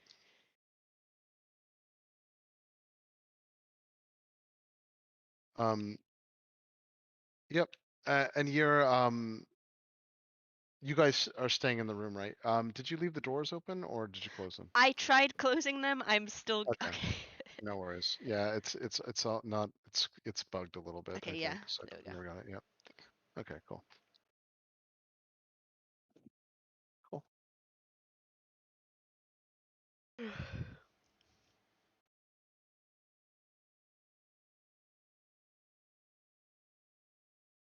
Yeah, so Yes. is the plan to for tonight rest and then in the morning investigate? Yes. Yeah. Okay. So if there's nothing else that anyone wants to do, we can fast I'm gonna forward. read more. Yep. Yep, you're gonna read. Perfect. Anyone else want to do anything? I'm going to meditate, but I'm going to sit in a spot where I can see the sky. I'm also going to, while everyone's getting everything ready, I'll move all the bookcases back. I want to Okay. just see the sky from where I'm meditating in the room.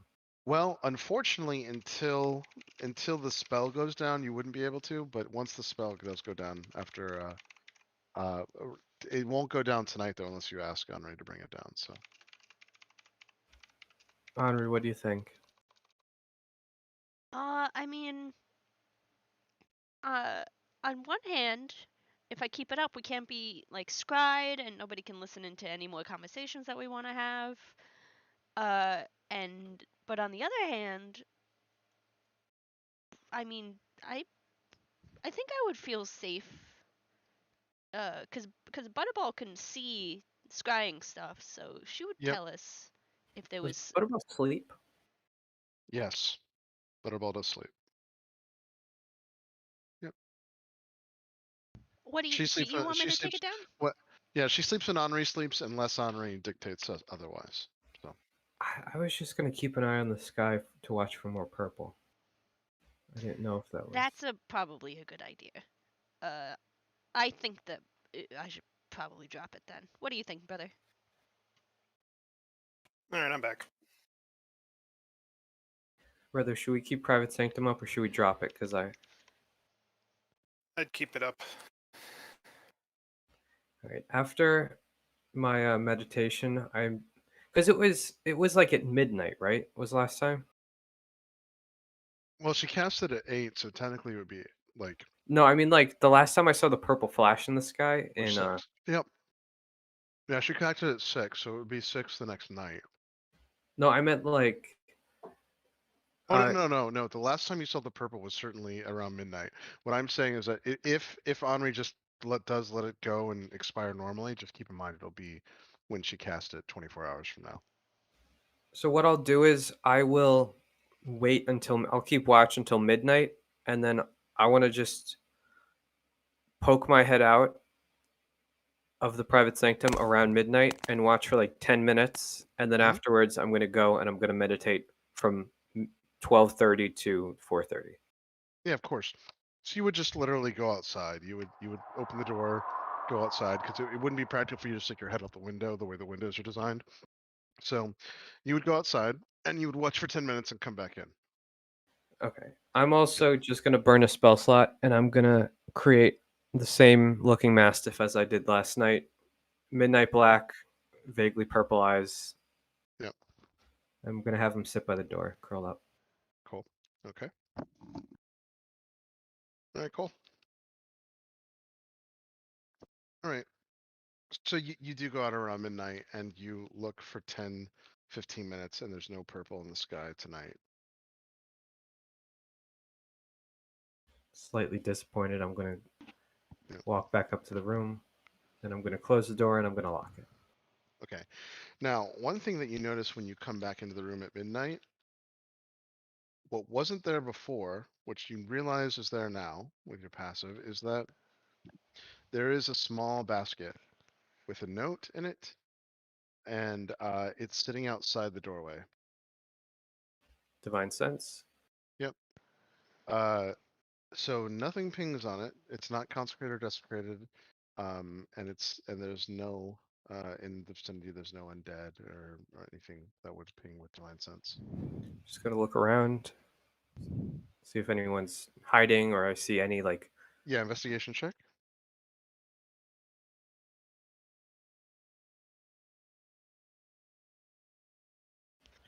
I'm not really like.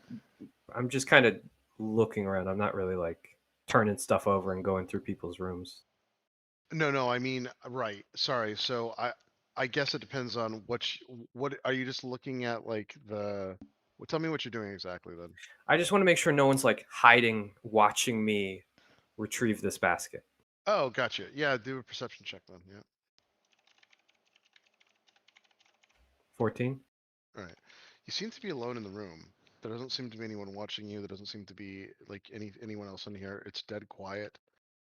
You wait for like, a couple minutes to see if you can hear any kind of footsteps, movement, anything. And even from downstairs, there's nothing.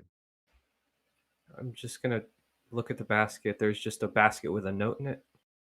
It looks like there's a basket that has a covering on it, meaning you cannot see what's inside the basket, and there's some kind of note on the outside. Yep. Um,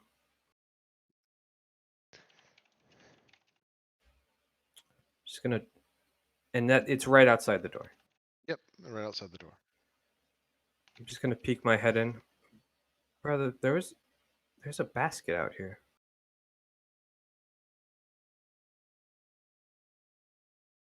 He'll just sort of look over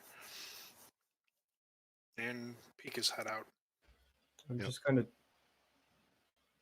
Without touching it, can you see from outside of the doorway if there's like a name or something on the note? No, so the note itself is within some kind of leather wrapped, like very thin envelope, but it's clearly a note. I'm gonna lift up the side of the basket with Mage Hand. So you do lift up the side of the basket with Mage Hand, and it looks like it has some kind of like pastries and fruit in it, but you've never seen this kind of fruit ever. And the pastries look like they're bright colored pastries that look like they're cookies, but you can't really tell without getting in there and looking at it. I'm gonna pick it up in the note and go inside. All right, you do pick it up, and it has 7 different cookies, all in the shape of stars. The stars themselves have some kind of icing on them that looks like it changes color underneath the light. Um, the there's also these 4 different circular pieces of fruit that look like they have lots and lots of juice on the inside, and the skin is translucent, and they're a translucent pink. They're around the size of oranges. You've never seen fruit like this, and there's 4 of those and 6 cookies, and then there's the note with that leather wrapping. I'm gonna kind of peel back the leather wrapping and read the note. Yep. So the note is addressed from Mr. Light. Oh boy. Okay. I'm just gonna let brother know it, and I'm gonna continue reading. Okay. It says, from Mr. Light, to whom it may concern, welcome to the Witchlight Fair. Come haste, come post, come all. We're waiting for you soon. And then it's signed Mr. Witch, Mr. Light. Inside is a map that actually does show you exactly where to go to get to the Witchlight Fair. It looks like this is some kind of welcome basket. The cookies smell amazing as you open them and somehow are warm, as if they are just baked, literally now. The fruit, again, is just very foreign. The smell is so pervasive, though, unfortunately, that anyone that has an affinity to cookies, if they smell this, will have to wake up. Oh, sorry, Henri. So yeah, it'll be like, it's like waking up to coffee or something that you really like, but in this case, it's cookies or whatever. They smell amazing, Andre. I mean, But should be able to smell them through the private sanctum. the private sanctum dropped. I brought him inside. Well, that's what I was Oh. about to say. No, but the minute that they're brought inside, yes. Oh, we kept it up. Okay, never mind. Yeah, they should get that up. Would it like? Would it be like putting a cheese in your sleeping dog? Yeah. The whole room smells like these amazing cookies now, by the way. Granted, you can decide if this would wake you up or not too, but It anyone would with wake any on. It would wake on me up. Yeah. Yeah. I just looks at the basket and say, we might want to remove those from the room. Yeah, Grin's more of a meat and potatoes boy. She's Yeah. gonna like Henri, wake up. I was gonna say, Henri, if you eat one, you'll be fine, but they're going to like call to you until you've had one. She's gonna just like wake up really groggily and be like wiping her eyes and be looking around like, what is that? It's oh boy. If you have one, you're gonna be up all night. It's too late for sugar. Can I have one in the morning? Yes. I don't think it's wise for anyone to have these. Never trust anything from the Feywild. Oh, but they look really good. You don't want a piece of fruit? Never trust anything from the Fey. I'm gonna pull out my dragon bones. I'm gonna ritual cast augury and ask if it's a Yeah, good sure. idea to eat the stuff. Yeah. Have like a séance at midnight. Yeah, over of course. cookies. Yeah. Yeah, That's and when it's you a, have Should I eat the seances. forbidden cookies? yeah, and it does give you like it does give you away signs, so that it looks like these are not dangerous and probably only good things can come from eating the cookies. If you ask that specific thing, what is exactly are you asking though? Because obviously, if you ate 1 billion cookies, that could kill you. So what are you asking exactly? Um, are the Just I like if need you to ate ask. if you really ate 1 billion cookies, anyone No, that it would would kill you, so. be Will eating a cookie harm me? Yeah. So if you ask it that, will eating a cookie harm you? I believe it just gives you a good and a bad outcome. Way and well, isn't What that whale happens? and well? What happens Wheel if I and eat a well. cookie? Yeah. It has to be good or Oh bad. I right, forgot. It's wheel not and yes well. or See no. one of Yeah, these yeah, yeah, yeah, cookies. It's good and bad, or neither. yeah. So What happens if Should I just eat a specify cookie? these cookies. oh yeah, yeah, yeah, yeah. It One would of say these neither. cookies. It would say neither. It would definitely say neither. If you ask it, what would happen if I eat a cookie? It could say good and bad, or neither, and the answer is going to be neither. And you would know, Henri, instinctively that that would be the same answer as if you were eating a cookie that was non-dangerous. Like Okay. if you asked it, like if I can eat this good cookie, what would happen? Technically, cookies, make you a little more unhealthy and maybe gain weight or whatever, or maybe they don't. But the answer, but they also help you with nutrition. So the answer is it would be the same as if this was a normal cookie. Okay. So I'll explain that to Brother and Kino, and I'll say I think they're safe to eat, but if you think that I'm gonna be awake all night, then I guess I can wait until morning. Mm, Well, they're all star-shaped, right? Yes. Maybe I'll split one with you because they're warm. But not only are they warm, but remember, they also, like, the icing is changes colors as the light hits it. Very neat. Like, you've never seen anything like this. So it's so 1 minute you're looking at it, it's bright purple, and then as the light shifts, it's like a very like dark brown. Then it goes to, like, a blue, and then a yellow. Never seen anything like this. And it's not like it's not like this. It's not like a holographic stick or anything. It literally changes. The color literally changes in front of you. Look, Henri, we can split one cookie, but you can't tell Grin. Okay. What? So here's yeah. Surprisingly, you have a lot of information on these cookies. So as you split the cookie, first and foremost, this is what ends up happening. Surprisingly, the cookie has a filling inside of it. The filling is what looks like some kind of like translucent pinkish material, but when you open it, it smells very clearly like very sweet, maybe strawberry.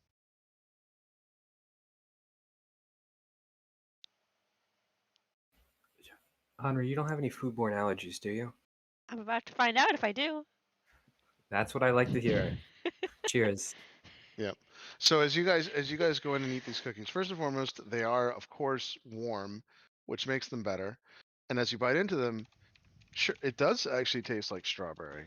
But then as you start to eat the cookies and go through it, and you've only ever kind of experienced something like this that changed in the very like all the way back when you were eating in Neverwinter, but it changes from strawberry to like a very fruity, like almost soury strawberry, to a strawberry milkshake, to then several different flavors of like candy within the actual cookie, all the way to a very subtle, like almost like banana creamy flavor, all the way to like an ice cream flavor. It's unnaturally awesome. So it tastes really good. Oh, that's got to be the best thing we've had since we left Neverwinter. That's up there with the owlbear tree. Yeah. Anu's just like, this is so good. I want 1,000,000. I have 6 more. She's gonna look really like she wants to have another one, but she knows sleep is important, and if she eats any more, she will either be awake from the sugar or have a stomach ache. If you want, we could split one more. Just like split one though, so it's like technically we only each had one cookie. The whole And you said that point, the whole point of splitting the first one was so that we didn't have one cookie. yes, but you said Kino, nothing I bad about. can't be the responsible one here. Okay. I'll probably still be warm in the morning. They're all magic. I can make them warm too. Okay. Come on, we gotta go to sleep. Well, I gotta go to sleep. You gotta go to You gotta go to sleep. meditation. Yeah, she's already like kind of unbuckling her armor. Yep. Cool. I kind of tuck the basket to the side so it's not out in the middle of the room. Yep. Okay. All right, cool. All right, so yeah, so that just means you'll have to sleep just a little bit more, just a couple more minutes, like 20, 30 minutes to get your full night's rest. But I won't make you go through the whole thing again. So that said, the rest of the morning is uneventful. Um, and as you guys wake up, it's now like morning. It's to go through everything. You're gonna need to sleep in until like 9 o'clock.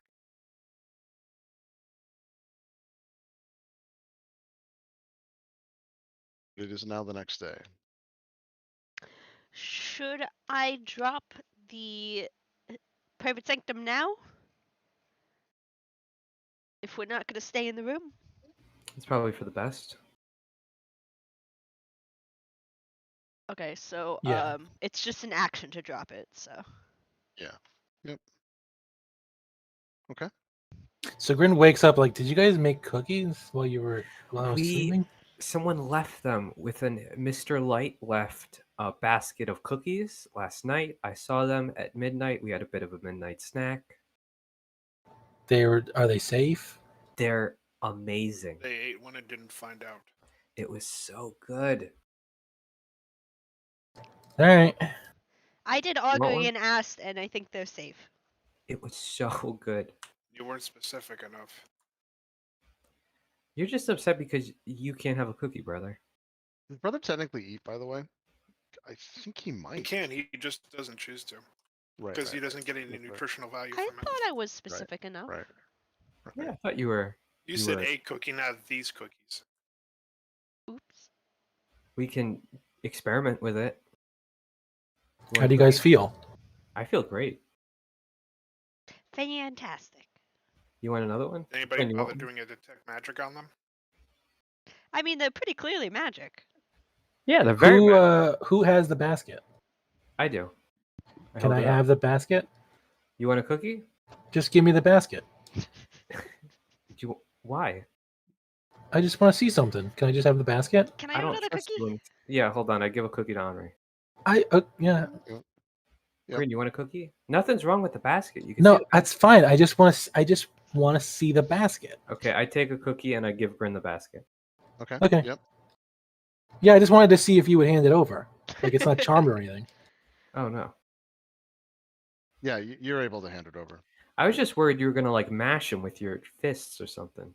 No, just wanted to make sure that they weren't like charming you guys or anything. And sure enough, the cookies are still warm. And Grin, now that they're closest to you, yeah, they smell pretty good. He'll take a cookie. Yeah, right. Yep. Cheers. Same thing. The same thing. You've never really had anything like this, and it's pretty surreal how much the flavor lasts, but also how much it changes. And the filling is a surprise too, because when you bite into it, you don't expect the filling, and then all of a sudden the filling's there and changes the whole cookie. And so it's good. Brother, would it make you feel better if I did augury again? And asked more specifically what would happen if I ate these cookies? Might be a better idea. Now I'm gonna. Is there still one cookie left? Yes. Two. There's the two, I believe. Yeah, Yeah. because we split one because there was 6, right? Yep. 6. So we split one last night. Henri took one just now. Grin took one just now, and Kino took one just now. So And there's there are 2 4 left. fruit as well. There's 4 of these whatever they are fruit Ooh. things too. We could have a piece of fruit. Grin, look, it's healthy before your morning run. Fruit's not Yeah, he'll really that take one healthy. and put it in front of him and crack out his prayer book and ritually cast detect magic. Yeah, sure. Yep. Kino's already 3/4 done with hers. The cookie or the fruit? Brother? Well, it's a radius. Yeah. Well, because Yeah. I'm going to augury. So, and you wanted me to be specific, so do you want the cookie or the fruit? Whatever you've just eaten. Okay, so the cookie. Yeah. So Yep. I will augury, and this time I will specifically ask, what will happen if I eat this cookie? But I'll point to not the one that well, yes, I'll point to like one of the ones in the basket. Okay. Yeah. So one of the ones and, left, I'll be like, what will happen Yep. if I eat this cookie? and it is the same outcome. This one should be good, brother. Do I get any like special effects from the bones? Cause like remember that time that I did it and like the spectral dragon showed up? Does that ever happen? No, it does happen, but it did not happen for this for whatever reason. So. Okay.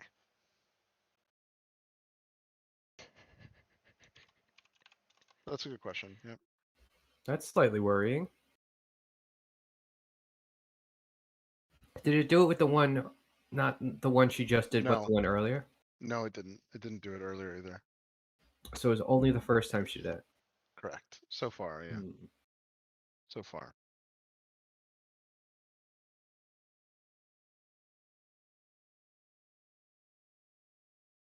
All right, Okay, brother. So yeah, so brother, your detect magic goes off, and sure enough, they do glow. They certainly have some kind of innate residual magic. The cookies do have enchantment magic, but the fruit have conjuration magic.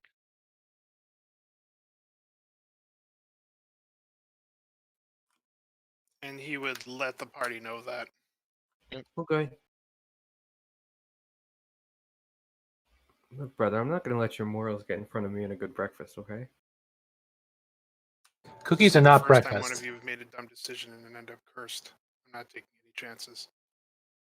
I like a grin. if you Cookies eat it are early not enough, breakfast. if you eat it early enough in the morning, it is breakfast. No, cookies are not Legally. breakfast. Legally. Anything you have for the first meal of the day counts as breakfast. I Anything- can No, have an that's not entire true. Anything you use to break your fast is breakfast. No, Yeah. no. If you end up cursed, I'm leaving you like that If I end up frozen, will you break me out? this time. We don't have the diamond. We didn't need a diamond last time. Oh wait, yes we did for the first one. I mean, are we gonna head out or? Yeah, let's go. I'm already putting my armor on. Okay. Henry is excited. I try and slyly hand Henri the rest of the cookies. All one Brother of them? takes the basket. 1, 2, 3. Because there were 7 total, and we split one last night, That's so Six. there were six. 6 this morning. Six total. Sorry. Oh, okay. Yeah, so and brother ate one, right? No, Your he brother did ate not. one? Okay, so there's 2. It's 2 times. I'll take one, you take one. Okay.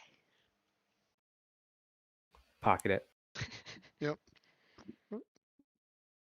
I Uh, think that's pretty realistic. Honestly, these are fucking amazing cookies. So, yep. Yeah. We didn't find these in a dungeon gonna, either. like- They were dropped off to our room. yeah, I'm gonna like wrap it up in a cloth and put it in my backpack for now as carefully as possible. Actually, I should give it to Butterball. I As was far gonna as say you know, anything. it's just a transfigured Butterball rat. still. Butterball is still sleeping. She's just coming awake now.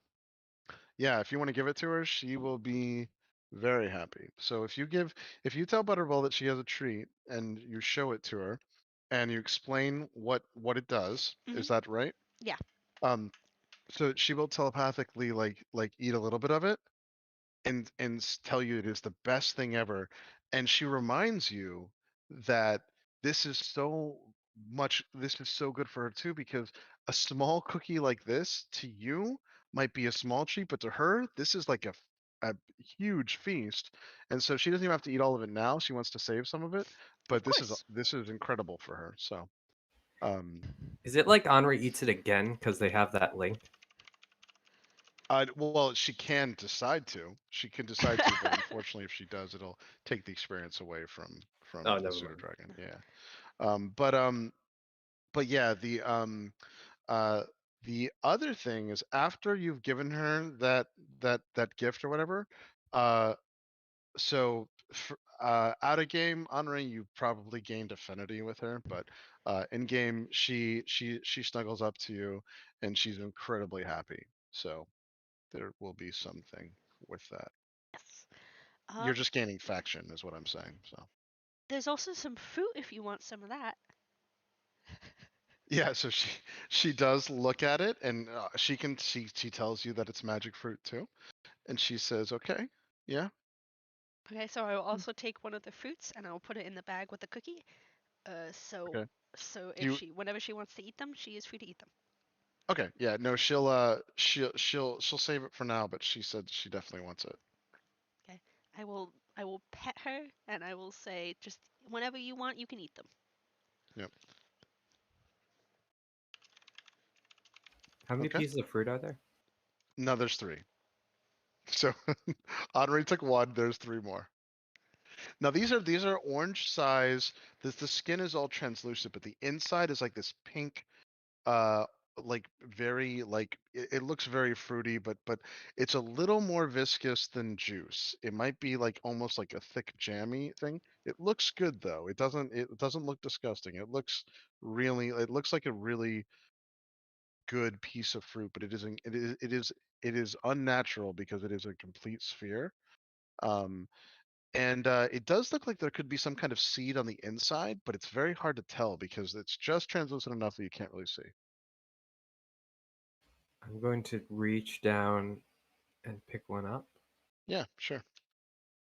It is squishy, by the way, but the skin is firm enough that it doesn't like break in your hands or anything. Yep. Does it need to be like peeled? No, you can actually just eat it through the skin. It looks like. Okay, I'll take a bite. Okay. All right. So yeah, Kino takes a bite, and the first thing that you notice is that it actually, and this would be the very first time, or either one of the first times, if not the first time, maybe you experienced something like this. Another one I can't remember, but the fruit is actually carbonated. It's carbonated and slightly fermented, and it tastes awesome. It tastes like it also has that kind of strawberry taste, but then it goes into something like banana, and then it goes into something like a creamy taste as well. And when you bite into it, you almost expected the juice to get all over you and it has to burst or whatever, but it doesn't. It's like it's almost the same consistency of like a fruit snack when you bite into it. Um, so now, Kino, as you do bite into this fruit, in a second or two, e- everyone else notices this first. Kino is a bright pink. Anywhere where there's skin, Kino's skin is bright pink. Haha, you look weird. That's fucking rude. I warned you. What are you talking about? Look in the mirror. Is there a mirror nearby? Yeah, you are. No, but if you go into your bag or go into out here in the so if you do go out here, there is a mirror that's by this work area, and it's actually just a piece of obsidian, but it's like one of those black mirrors. But if you look at it close enough, yes, your skin is hot pink. I also just look down at. Yeah, I look at the mirror and then I look down at my arm and. It's hot pink. Oh shit! Yeah, you are hot pink Uh, right now. Kino, that looks so cute. Yeah. Thank you. Um, Also, in a couple seconds, your hair also turns hot pink. That's cool. Yep. This effect is going to last an entire day. So for 24 hours, you are going to be hot pink. Okay, let's get underground. Yep. Chris, out of curiosity, when I look at myself, when I look at my reflection, does anything happen with the eyes? So that's the interesting thing. You can't see it. So when you look at your reflection, I was about to mention this, you actually do not see any of it. It's only people looking and seeing you and going through it. You notice though, that's why you never noticed it like initially either. Sometimes, no, here's the interesting, that's only your reflection. However, if you're ever in a very dark space, you will actually be able to see the residual, this faint residual of your purple eyes in the purple light, so you know it exists, but you can't ever see it in a reflection. It won't allow you to. So when you look in your reflection, you look exactly like you expect to look. Like a steel dragon. Now that said, your eyes themselves are still purple. Your eyes do look purple in a clear reflection. It's just not glowing or anything. You can't see any of the magical effect. Okay. Yeah, Hmm. yeah. So That's good to know. but yes, everything about you is has hot pink. Your hair, your skin, all of it. So I just look at Henri and grin, brother. Yeah, Oh. once she smiles, even her teeth are pink. Ugh, gross. Yeah. She's like a huge pink, like uniform, like creature now. You're like She bubblegum, still looks Kino. human though. Yeah, exactly. She looks like almost like bubblegum, exactly. Yeah, but everything is pink. I don't know. This is pretty fun, brother. I like this. Yep. All right. Brother just shakes his head, puts on his gloves, and puts his hood and his mask on. Ooh, I probably look really cool with the halo going too. Yeah, you're pink and purple. Yep. Pink, purple. We should definitely go see my parents first, right? Sure. What could go wrong? I would like that. Maybe go for a walk around town. Yeah, totally. Okay. Well, no, we should go to the mines. Just parade me through the streets. Grin, do you want one? No, I'm good. I think it'd be funny. I'm already a color that stands out. Oof. By the way, if you guys do end up, I don't know, has anyone learned anything about the Witchlight Carnival, like the adventure, anything like that? Does anyone know Only what you've told me. anything Yeah, else? no. I've been Nope. staying away from it. Yeah, Well, the same. only other thing to keep in mind with the Witchlight, I am going to use the actual modules to go through it. They are level 1 to 8 modules.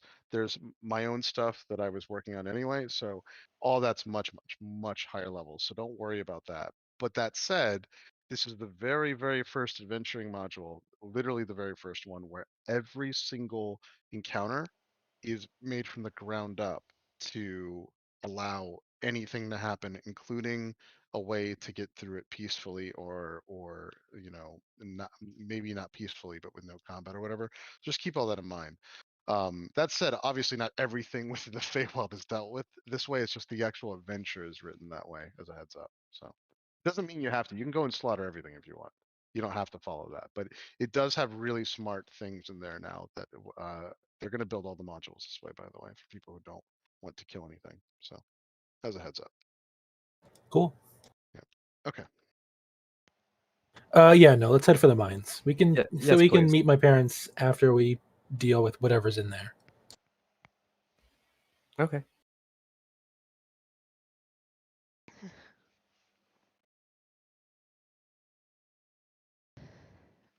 So we do that. Chris. Yep. Yeah. All right. Perfect. So if you guys are going to make a beeline right to the mines, correct? Hmm. Yeah. Yeah. I'm going to move Grin's miniature. All right.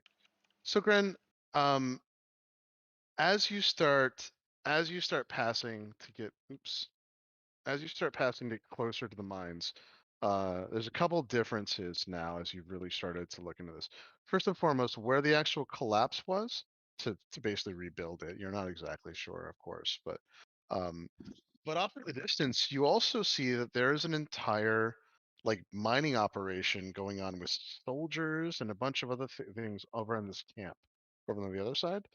Um, how would you like to proceed, though? So everyone's with me, right? Of course. Yeah, everyone's with you. I just moved your miniature alone, but you guys, you can look at the stream, but you can move over here to Gren.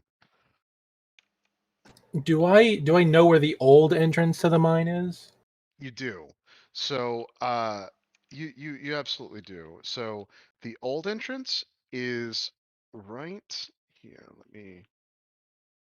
Yeah, there it is. I'll move you over. Um, the old entrance is. Sorry, hold on. This is a little complicated to get just right. So hold on 1 second. You're also moving Kino. Oh, sorry. Hold on. Oh And no, that's no, Kino moving Kino, I think. But hold on 1 second. I moved her one Um, more step. oh, okay. Let's see.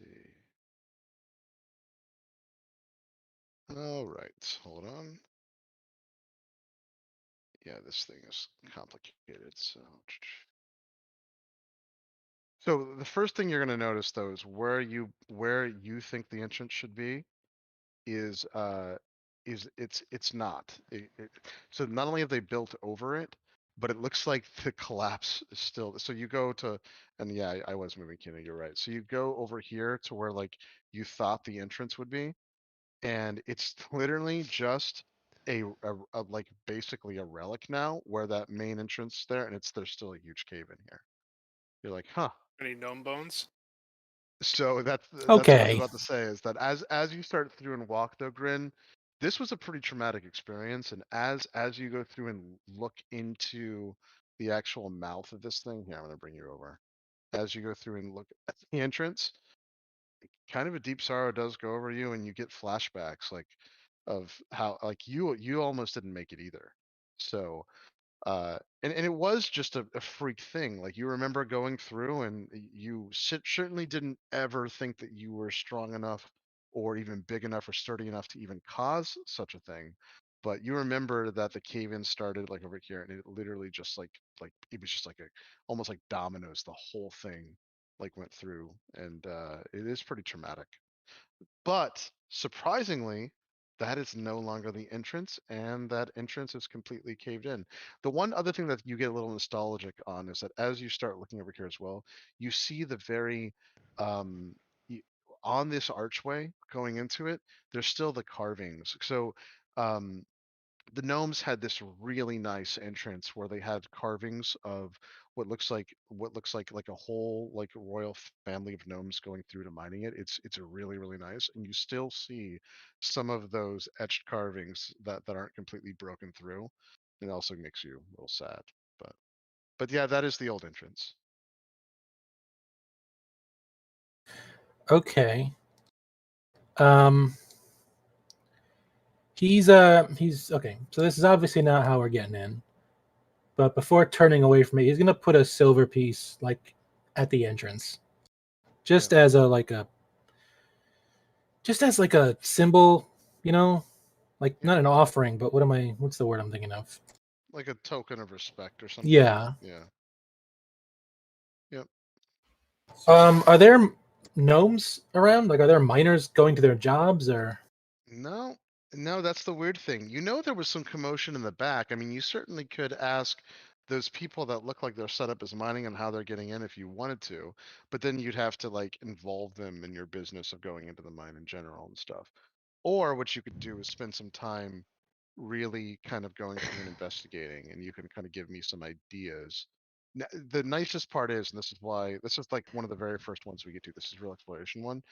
I know I can't stop you guys from basically diving into the entire thing, but from the outside, try your best and just try to look around and do real exploring and try to see where you might try to get in.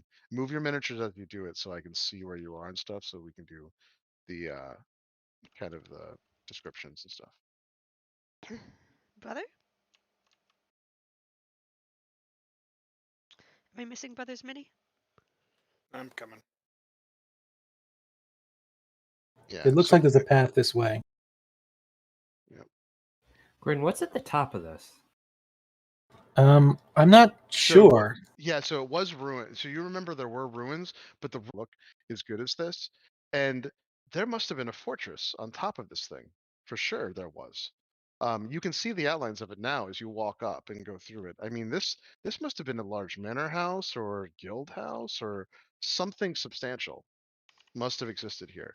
Now, sure enough, when you do walk in, you also see that there is within this space also like you can see where they've done some work or whatever, and then where my light is down here, it looks like they've been excavating something here.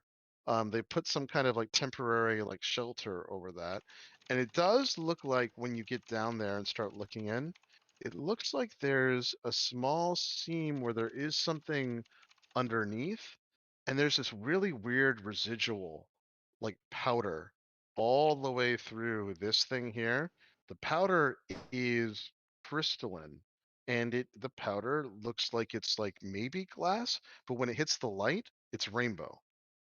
Does it resemble the powder we found ages ago in the tomb that was like cutting through everything? It doesn't, but it does resemble the thing that's weird about it though is it almost has that same prismatic shine as the stuff that came off Brother, and also the same prismatic shine that even the ticket has, and you don't know what connection would ever exist there, but there is some weird prismatic shimmering shine going on there. I pointed out to the others who would have more ability to figure out what that is. Now, Grin, the other thing that you notice is, sure enough, as you get up here, there is a throne. I mean, this was definitely not there before, and it's been refurbished or whatever. You would certainly notice the throne on top of the mines, and the throne has the face of a dwarf on it, which is very confusing to you because you had never heard of the gnomes ever saying that their town was built on a dwarven fortress or has anything to do with dwarfs in general. There is a kiln on this side too, but it's old and it's currently not in use. It's not actually lit up or anything.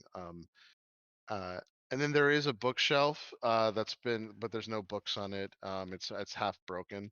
There's also statues. So the statue that you see here, that's a dwarf. That's a dwarven statue as well. But yeah, this is all new to you. You're like, whoa, this is it's definitely not here. And the same thing was that too. But now you're curious because wow, this was a dwarven mine, maybe. Maybe the gnomes took it? You're so confused now. Do I recognize the statues at all, or do they have any engravings? Just do a history check. Yeah, yeah, go for it.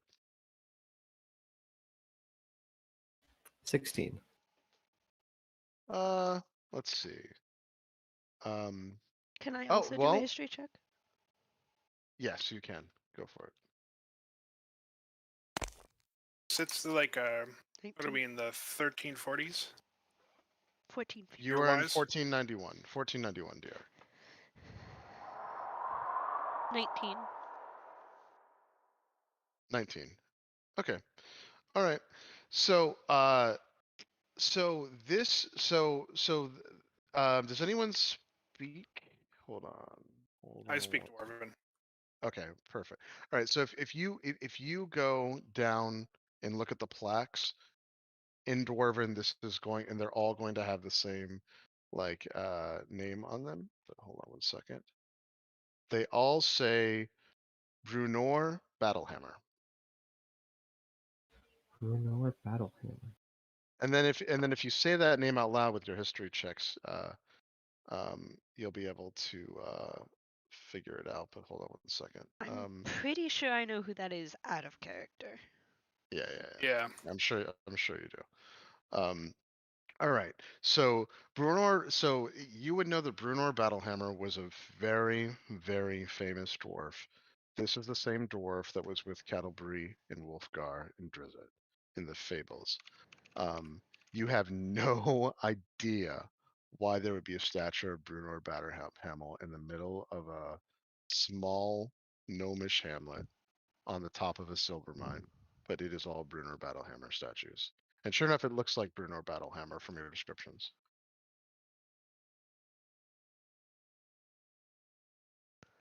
Proving now, Grin, if they say this out loud, which I assume they will at some point, you can start to think then, like, okay, there's statues of Mistra, and there's statues of presumably one of the most famous dwarfs in all of Faerun in this place. So clearly, this is an important place.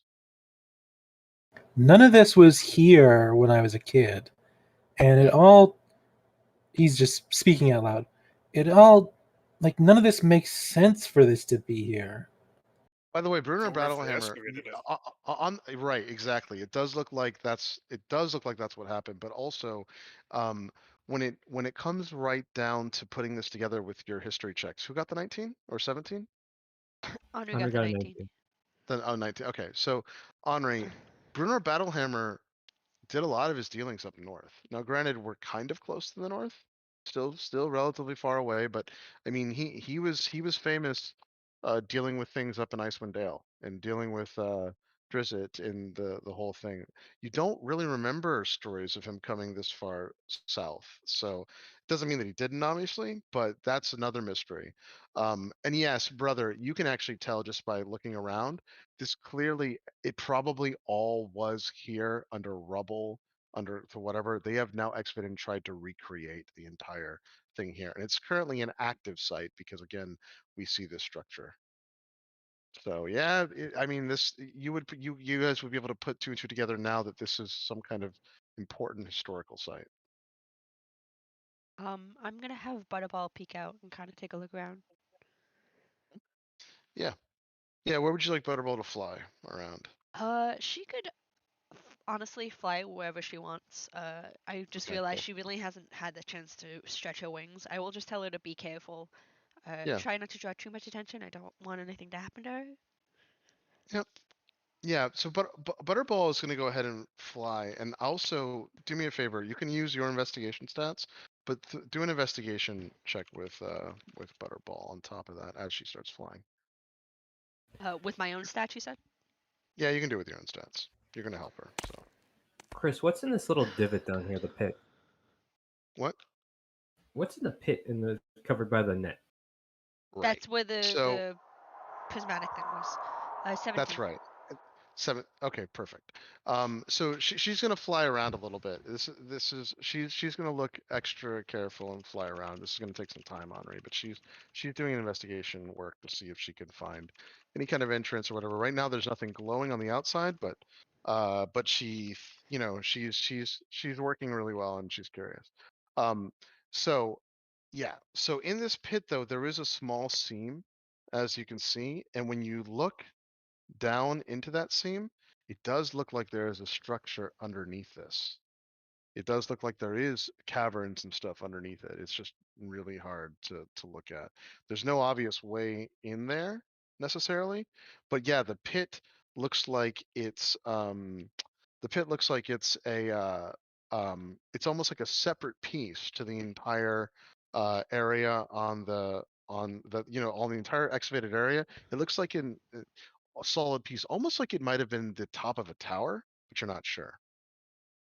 Do any of you recognize what this powder is?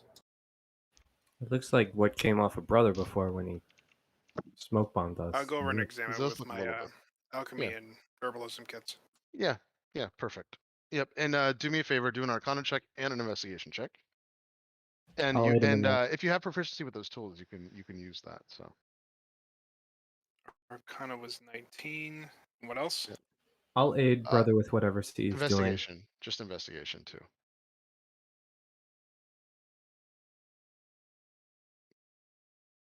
I'm gonna take my stream off real quick, guys, so I can look at something. 19 on an investigation. Okay, perfect. So, sure enough, well, first off, it does look like the prismatic like sheen is some kind of magical residue that doesn't actually denote any kind of magic. You've never ever seen anything like this, brother, and it's certainly fascinating. It's a physical manifestation of the residuals of magic, and you can't even begin to think about how or why or what you're really looking at. Only that it would take very, very powerful magics to create something that has a residual, like a substantial physical in reality magical residue. You start to put together, by the way, those prismatic sheens are things that like anytime there's something that's slightly prismatic, a lot of the standard schools of like evocation, enchantment, those things, they actually do have a visual aura of almost a rainbowy prismatic thing. But this is a physical manifestation, the very first time you've seen it, of that effect in reality. That's not just like basically an illusion or something you can't really touch, but you can see. But this is physical. So it's interesting. It's certainly interesting. But no, not you haven't found a way to get in this or whatever yet. But there's something here. I mean, it's certainly tied to this, and certainly there's a structure underneath. Now you're sure of it. He'll quietly relay that to the rest of the group, and he's gonna pull a vial out and try to use his kit to take a sample of this powder.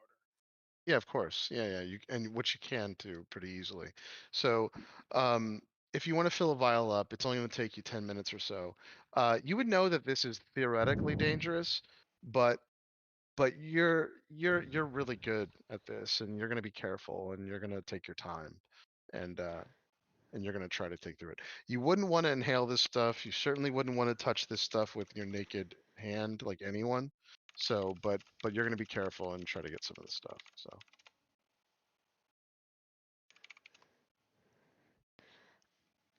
I'm gonna like try and look for any kind of like switch, because I can't see a visible opening into the mines.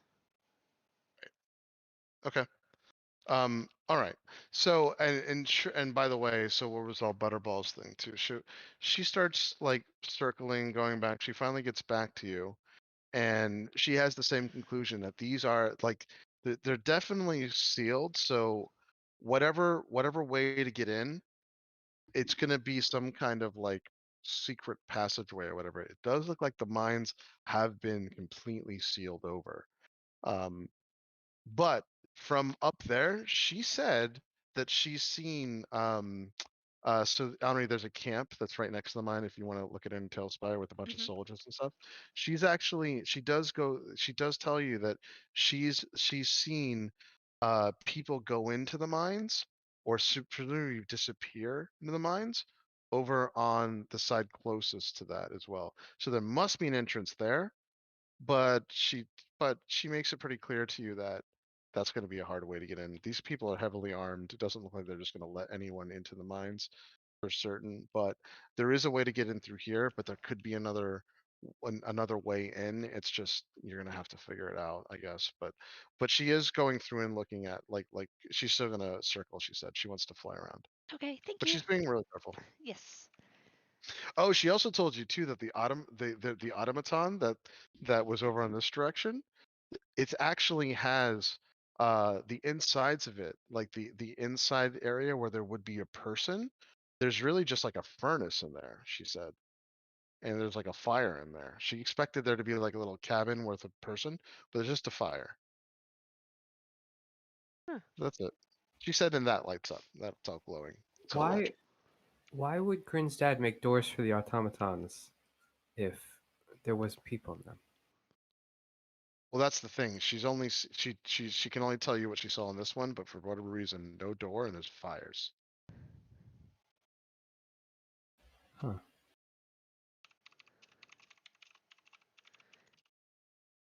Is But the you still say dust that to the group. You still say that to the group. I'm not even really answering you. I just want that to be clear is that this one, for whatever reason, literally has a fire in it, no person. Okay, so it's different. Maybe. You're not sure, yeah. Maybe all of them have fires in it, but this one certainly does, yeah. is the dust all over the pit? No, it's only in that seam. It's only down on the seams of the 4 areas here where my light is. It's only in the seams. It's not all down there. Could I potentially jump down there like without touching the dust? Yeah, of course. If you want to jump down there, you can. It's easy because the dust is only in the crevices. So if you jump down there, you can totally jump down there. It's only in these crevices here. Okay, I jump down there. Yeah, so you jump down into here, and the only thing that I will say is that it does seem like the rocks over on this side are slightly loose, and it's slightly like perilous on this side. But of course, the stuff underneath you, whatever, this looks like it could have been a sturdy tower. You couldn't even dig through this, you don't think? But these rocks, Grin, this area here, it's all kind of loosish. These tiles and stuff, these are all loose over here. I pull a couple. Yeah. So you're strong enough that you do take a couple, but it takes 5-10 minutes each. However, granted, it is possible that if you were to literally spend enough time, you might actually be able to dig a hole and drop down.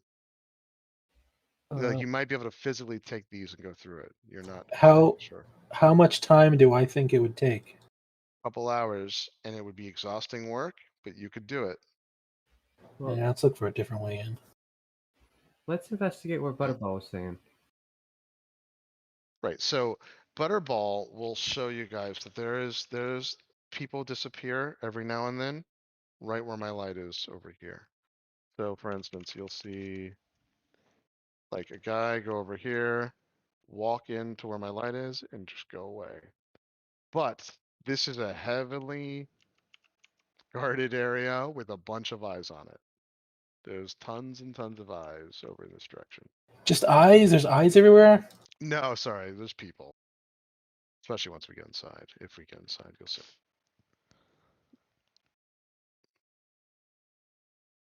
But yeah, and yeah, there are, and by the way, Grin, if you get out and look down at there, or any of you get down and look down, there are several different wagons, and even from here, you can see the wagons are loaded with weapons and stuff. These guys are not messing around.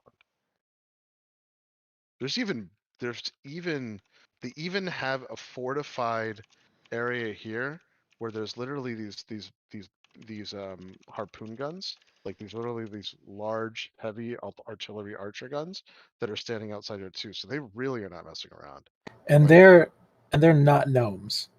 no, they're all human. Every single one of them is human or humanoid. Do They the have crossbows. They're not letting anyone. And like every now and then you'll see people cross. No one even dares to come in. These guys are just not friendly. They don't look like they would even like you guess, Grin. If you went down there and were like, hey, I'm used to live here. I want to go in the mines. Your guess is they'd be like, get out of here. do they resemble the people at the old temple? Yeah, so that's the thing. You're not exactly sure, but putting two and two together, it's very possible, if not probable, that they are. You never got to see a fully armored version of these people, and there's no robed figures right now. But if you had to make a guess, yeah, they're probably all together.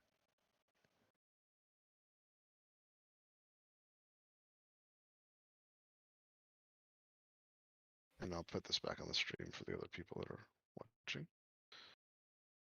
All right. But yeah, this entire, like I said, this entire area is one of the more fortified camps you've ever seen in any village.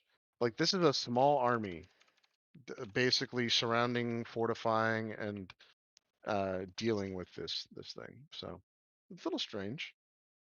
This is more these are more soldiers than you actually saw in Neverwinter itself. So it's a little strange. It's certainly more militarized.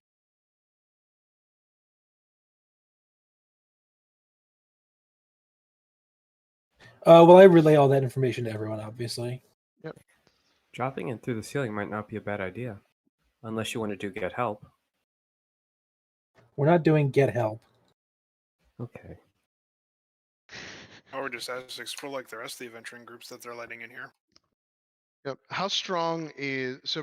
I know Grin's strong. Who's the next strongest, brother? How I have strong a are you? 16. So it's Kino's the strong. next.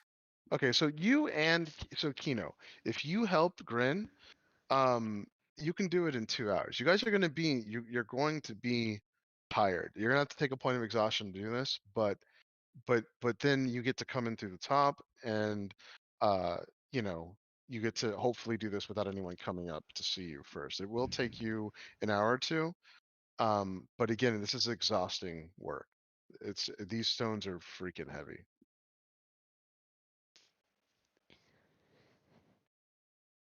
Or you can take more time. You can take your time with Grin and do it, but it's going to take a couple hours. If maybe 3 hours.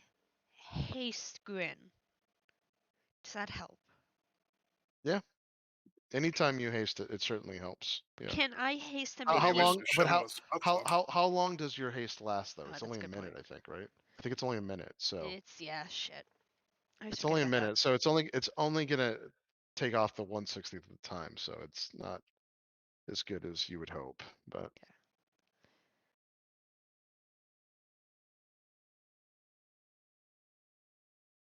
in combat, it's awesome. But yeah. Yeah. God, that sucks. I mean, the other thing, the other options you guys have are just also specifically looking at places like outside of this to try to find another way in. Keep looking around, going through things physically. Like that's what I'm saying too. That's what it's nice to have a physical model because we can, without cheating, obviously, you can go around and just keep looking, keep moving your pieces and seeing if you can do specific things on investigation and stuff. I'll allow that as well. Okay. Otherwise, Otherwise, the surefire way to get in is through the top. I'm gonna look again for the switch because I never made a check for it, and then I'm gonna Yeah. go and look around the mountain again. Yeah, of course. Yep. Yeah, go ahead and make a check for it. 26. Okay, all right, that's pretty good. So, which general's direction were you looking, and tell me where? I'm gonna look near in the throne area. I The feel throne like area? if Okay. there's a switch, it's usually by a throne. Okay. All right. So, this is going to take a little bit of time. Henri, you are going to find something, but it is going to take a little bit. What do people want to do while Henri's doing this? Anything? I'll be keeping a lookout, watching any of the pathways up to this dig site. Okay. Chris, the bookshelf near the statue, does it actually have books on it? No, it's empty. It doesn't. They're Oh, all I'm sorry. gone. Did you ask They're that all gone. already? Yeah, it's okay. No, They're all gone. I was interested in it. yeah. He specifically said that it was empty, so I was just silently disappointed. Oh, I missed that. Sorry. All right. So Henri, this is what ends up happening. So eventually, Henri discovers that there is a small, expertly made, uh, basically little dial on the actual sorry guys, on the actual throne itself, where she can start sliding stones, and the stones are cut so well that there's no seam. So when she starts to slide it, it almost seems there's liquid on it, but then she realizes, wow, this is such good stonework that there's just no seam, and I'm able to like manipulate this little piece that goes through it. And sure enough, once she slides it enough, over here in the back of the throne, basically this very small, what looks like spring laden button of stone opens up that she can press. Grin, I Henri, you found a see this. thing. Grin, Grin goes to take a look. Push it. Oh god, somebody just please look at it first. that's why I didn't just push it right away. Welcome back, brother. Did you miss us? So So what would you like to do? I will show him the button. Yep. You can do an investigation check if you want, brother. Yeah, and I'll guidance it. Okay. Did brother come over? I think he meant to. I don't see brother's miniature, but I think he meant to come over. Yeah. 19. Okay. All right, brother. It looks That's like 23. Oh, 23, right. It looks like this spring is attached to a mechanical device underneath the throne. Even though you can't make out where the doorway will open, uh, and if it's going to be a doorway, you certainly realize that because it's behind the throne, you doubt that this is any kind of like defensive uh basically like option where the king would basically hit a button and like spikes would shoot out or something, because it's so far hidden underneath the throne itself. um so if there ever was going to be an entrance to a secret doorway or something, it looks like this could be it. But it is unfortunately impossible to see where it's going to open unless you start digging through the stone, which could also damage the mechanism. You're not sure. So Should we just back up and like mage hand push the button? Yeah, I could push it with Mage Hand. Fair idea. okay, where would you guys like to push it? Mage Hand Yep. is Say 30 about feet. 15 feet back. Yep. Or a maximum distance that Mage Hand allows. I think it's 30 Yeah. feet. Yep. 30 feet, so everyone stand 30 feet back. Henri, maybe not right on the cliff, just in case. Oh, Henry backs up over the edge. I wanted to see the view. All right, you guys want to push it? I should be able to hit it from right here. Where was the button? Over here? The button's behind the throne. It's literally Oh. behind the throne. Yeah. Yeah, so I'll push it. I'll stand right there and push it. Okay. All right. Henry, get down. So This is as having you fun. as you push this button, you hear stones start to shuffle out, and you basically hear the sounds of multiple stones underneath begin to move and scrape. Then you hear a click or clink within it, And brother, you realize this from your investigation check. It looks like whatever was supposed to happen from the time ages, whatever broke, and you actually feel the area over here start to crumble in. And sure enough, there's a small like kind of landslide crumbling effect.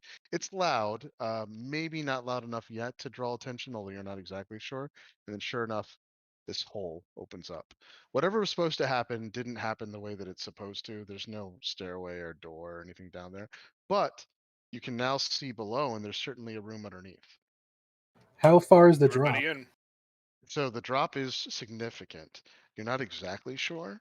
Looks like it's probably 50 feet at least. But you're not exactly sure. It's hard to say. So there's a slide. No, there's no. The actual stones slid in and then they just crashed and fell. So whatever was supposed to happen through time and whatever, it just didn't work out. But now there's an entrance in. It's just you're gonna have to find a way down. We'll need a rope. Do we have in Chester's pack? Do we have the things that like go into stones for like rock? Yes, we climbing? have a shitload of pythons. Yeah, so we can set up kind of like a system with that, right? Yeah, let's do that. Yeah. For at least one person, we can use the enchanted rope to drop it down and remove our stuff as we go along, so no one can easily follow. I also just have Featherfall. I could just jump down, cast Featherfall, and shoot the enchanted rope back up. We all go down to Bish Bash Bosh. What does the enchanted rope do again? It basically becomes like a rod almost. Oh, You can okay. tell it to basically go down and it will become stiff for you, like a pole almost.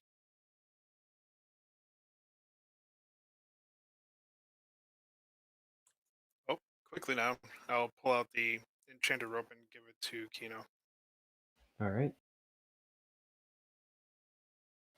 All I right. will look down. Does it seem like there's anyone directly below me?